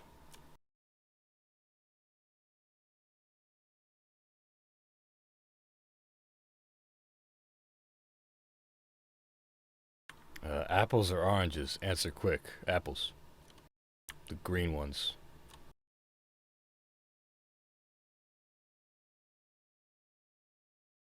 So I'm asking your age again. My age? Yeah, how old are you? I'm 89. I'm 89 years old. I'm 25. I'm 25 years old. Steve is 26. Papa Cricket says, will you hire any new personnel in Denmark? We're actually not in Denmark. We're in the Netherlands, which is close. We're in Amsterdam. And, you know, maybe, who knows? Like, we hire people remotely, and we also have studios, you know, so you can look on our website. I think it's jobs@northerinteractive.com if you have an application you'd like to share with us. We'd be happy to see it. Yeah, I think it's environment artist and UI artist we're most looking to get. If that's your thing. Kronos says, I love getting suppressed as my character, and I say the same thing when reloading. Motherfucker. That motherfucker line I actually added into the game recently, like a few months ago. Even though we've been done with the reloads for a while, because I heard it in a video. I heard a U.S. Army soldier say it during a training exercise. When he's trying to reload his LMG. He's like, motherfucker. Like, he sounded really exhausted. I thought that sounded cool. It wasn't a scream or anything. It was just like, oh, motherfucker. And I thought that would be cool to put in game. So I was asking about the team size earlier, and it's still about 30 people. Yeah, about 30. But we're not getting that much bigger, really. It's a good size. We just need a couple more people for the things I mentioned. So we're not rapidly expanding or anything. Yeah, another important thing to say is we have this new studio, right? But there's, how many, 6 people there now, Steve? Because you're there, you're in the studio. It varies when people like visit and stuff, but I think it's about 6 of us there permanently. Right, and that's of 30, and the 30 people, the rest of those work remotely, you know? Yeah, well, before December, I was in the same boat. Like, exactly. Nearly all of us were remote workers. And I am right now, although my plan is to move to Amsterdam and join the team at the studio in April. So we'll see how that goes. That's the plan. But yeah, that's the team size right now. And we're still gonna have people work with us remotely. You know, we just have some people who will be on site in Amsterdam. Yeah, it's like the core team of pros and designers in Amsterdam. Kronos says, I'm gonna cook breakfast. Who wants bacon and egg? I'll take some. I'm actually pretty hungry. Ice Gully asks, where do you live now? I live in New Jersey, central New Jersey. I've lived here most of my life. Went to school in Delaware, but I've lived all the other time of my life I spent living in New Jersey. Steve, you're from the UK. Where in the UK are you from? West Yorkshire. And how's the move been to Amsterdam? I should ask, and how have things been at the Amsterdam office lately? It's been good for the most part. Like, I did have to sell a car, right. Which was a bit challenging with the VW scandal. But other than that, it's been pretty good so far. And all the people I've been working with are great, so no complaints here. Good. Yeah, when I was there from December 15th or November 15th to December 15th. That's why I wasn't streaming for people who watch these streams regularly, and it was It was fun. It was a good experience. There's a lot of great synergy and stuff that can get done. Dave Infamy was able to happen because we had so many team members all on site in Amsterdam. It happened in like 30 days. Not to say others didn't contribute, but that was a big part of it. Yeah, we did that as a month thing. It just took a month. We did get some models for like Turbo Squid to help ease the process, but we actually got something that people can play and enjoy in that time, which was pretty impressive. We probably could have done that remotely. Yeah. What is the history behind this game or mod? Well, I've got a stream for you. Hold on, let me get the link. We did a live stream recently where we talked just about this. It was our 2-year anniversary of this official release. But Insurgency has a long history, a long interesting history. It came out as a mod in 2007, and it released as a standalone game in 2014. A lot's happened, so let me get you the link. Amsterdam is the only place with a red light district, apparently. I'm pretty sure there are red light districts in other cities, but I know what you're talking about. It is a tourist attraction. Yeah, well, you can walk through it, through the center. It is interesting. It is a very interesting city. I did some sightseeing when I was there, and we're all going to be having quite a cultural experience. Yeah, hookers and weed, yeah. Yeah, also that. Kronos is a bit no more sex dungeon when Mikey moves to Amsterdam. What he's doing right now, ladies and gentlemen, is he's making a joke about my basement, which is just dark blackness, and this room, which looks kind of eerie from all the spikes. Some people who watch the stream will humorously call it a sex dungeon, but it's really just a booth in the basement. And yeah, this house is going to be sold, actually, soon, and I will move out of here. Out of this space. I don't live here. I live elsewhere, but this is where from where I broadcast, and this house will be sold. So I will say goodbye to this place, which is going to be pretty sentimental, but because I recorded all of Insurgency here, and Black Mesa, Prospect, and other projects, except a couple little things we recorded in Amsterdam. As sort of a test. All the RPG suppression audio was recorded in Amsterdam. Right, and explosives in general. And I was there in person to see you actually do your thing. Yeah, you were. How's that? Hearing me scream. Did it distract you from programming? Yeah, well, I have my mechanical keyboard, so I can actually work while you did it.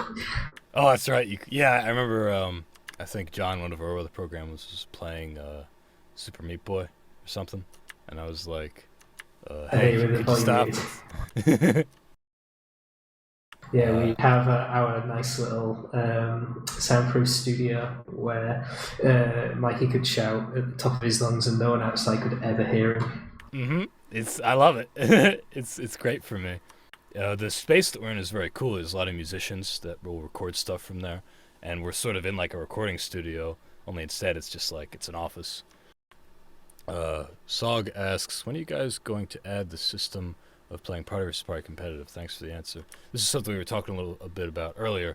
Within the next few weeks, we're going to have a beta version of that, where you can make into ranked matches, have your rank be affected, and we on our end will be setting up servers and tracking all the stats dynamically as all that shit happens. So that would be that'll be the plan. Yeah, there's a lot. Yeah, there's a lot of moving parts that go into matchmaking, so. But the plan is within the next few weeks we'll have the first iteration of it, first version. Ice Koi says, yeah, lol, why you got mattress egg crates all over here? Well, it's soundproofing, dude. This is a recording booth. I recorded voiceover in here. This is sound dampening. So if I scream really loud, fuck! It's like you don't hear any echo, right? It's not sound proofing, it's sound dampening. I guess I should be clear. Soundproofing is when you like people outside can't hear me, so other people in the house can actually hear. What's the highest rank? We're not going into the details of the ranking system just yet. Right now we're just working on the infrastructure. Amsterdam studio with included murder room. Maybe. We'll see. Yeah, Mark, our audio engineer, is there, and he blasts out sounds all day with his speakers, and Yeah. no one outside could ever tell. Is that distracting to you, programming in the corner? Can be, but I'm getting used to it.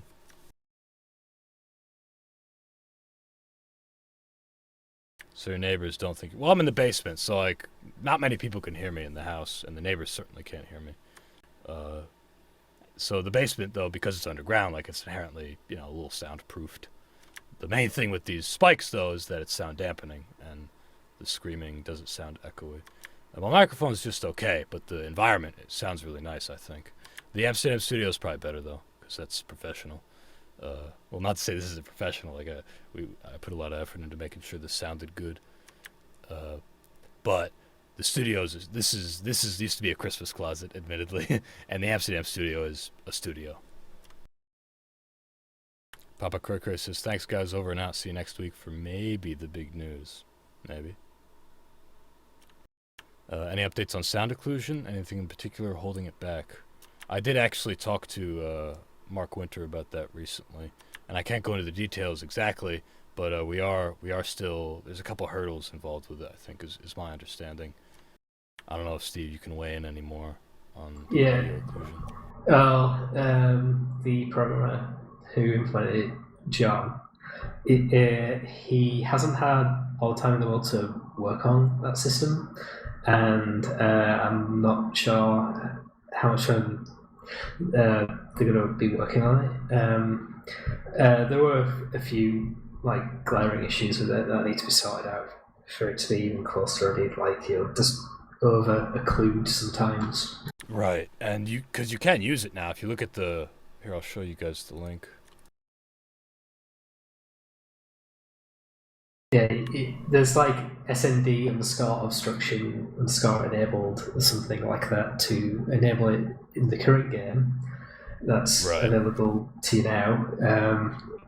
You can enable it, but just be aware there are some issues with it.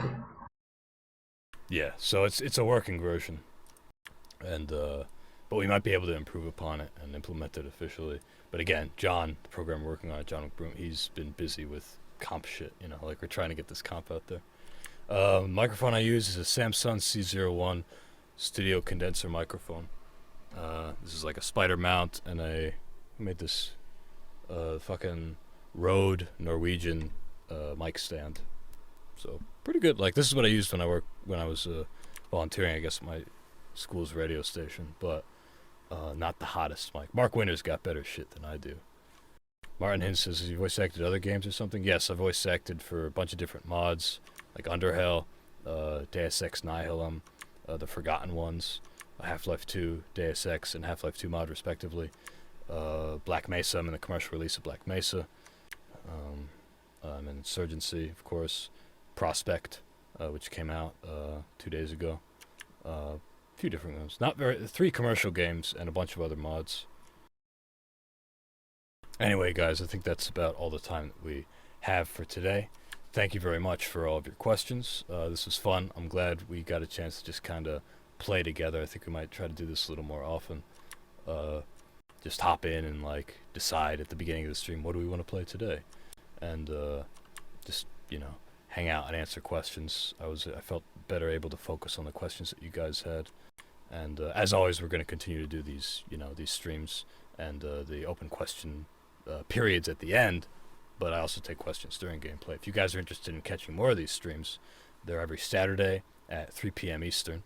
If you follow the channel, you'll get an email update whenever we go live. These streams, I often have a guest from YouTube or Twitch or one of the other developers, like Steve is with me here now, one of our programmers, community mod maker, community server hoster, community map maker. Have them on as a guest some weekends. But Steve, thank you very much for joining me today and for helping answer some of those technical questions. Thank you for staying up late as well. I know it's getting late over there. No problem. It's been good. Yep. And I guess we will see you guys next week, Saturday at 3 p.m. Eastern.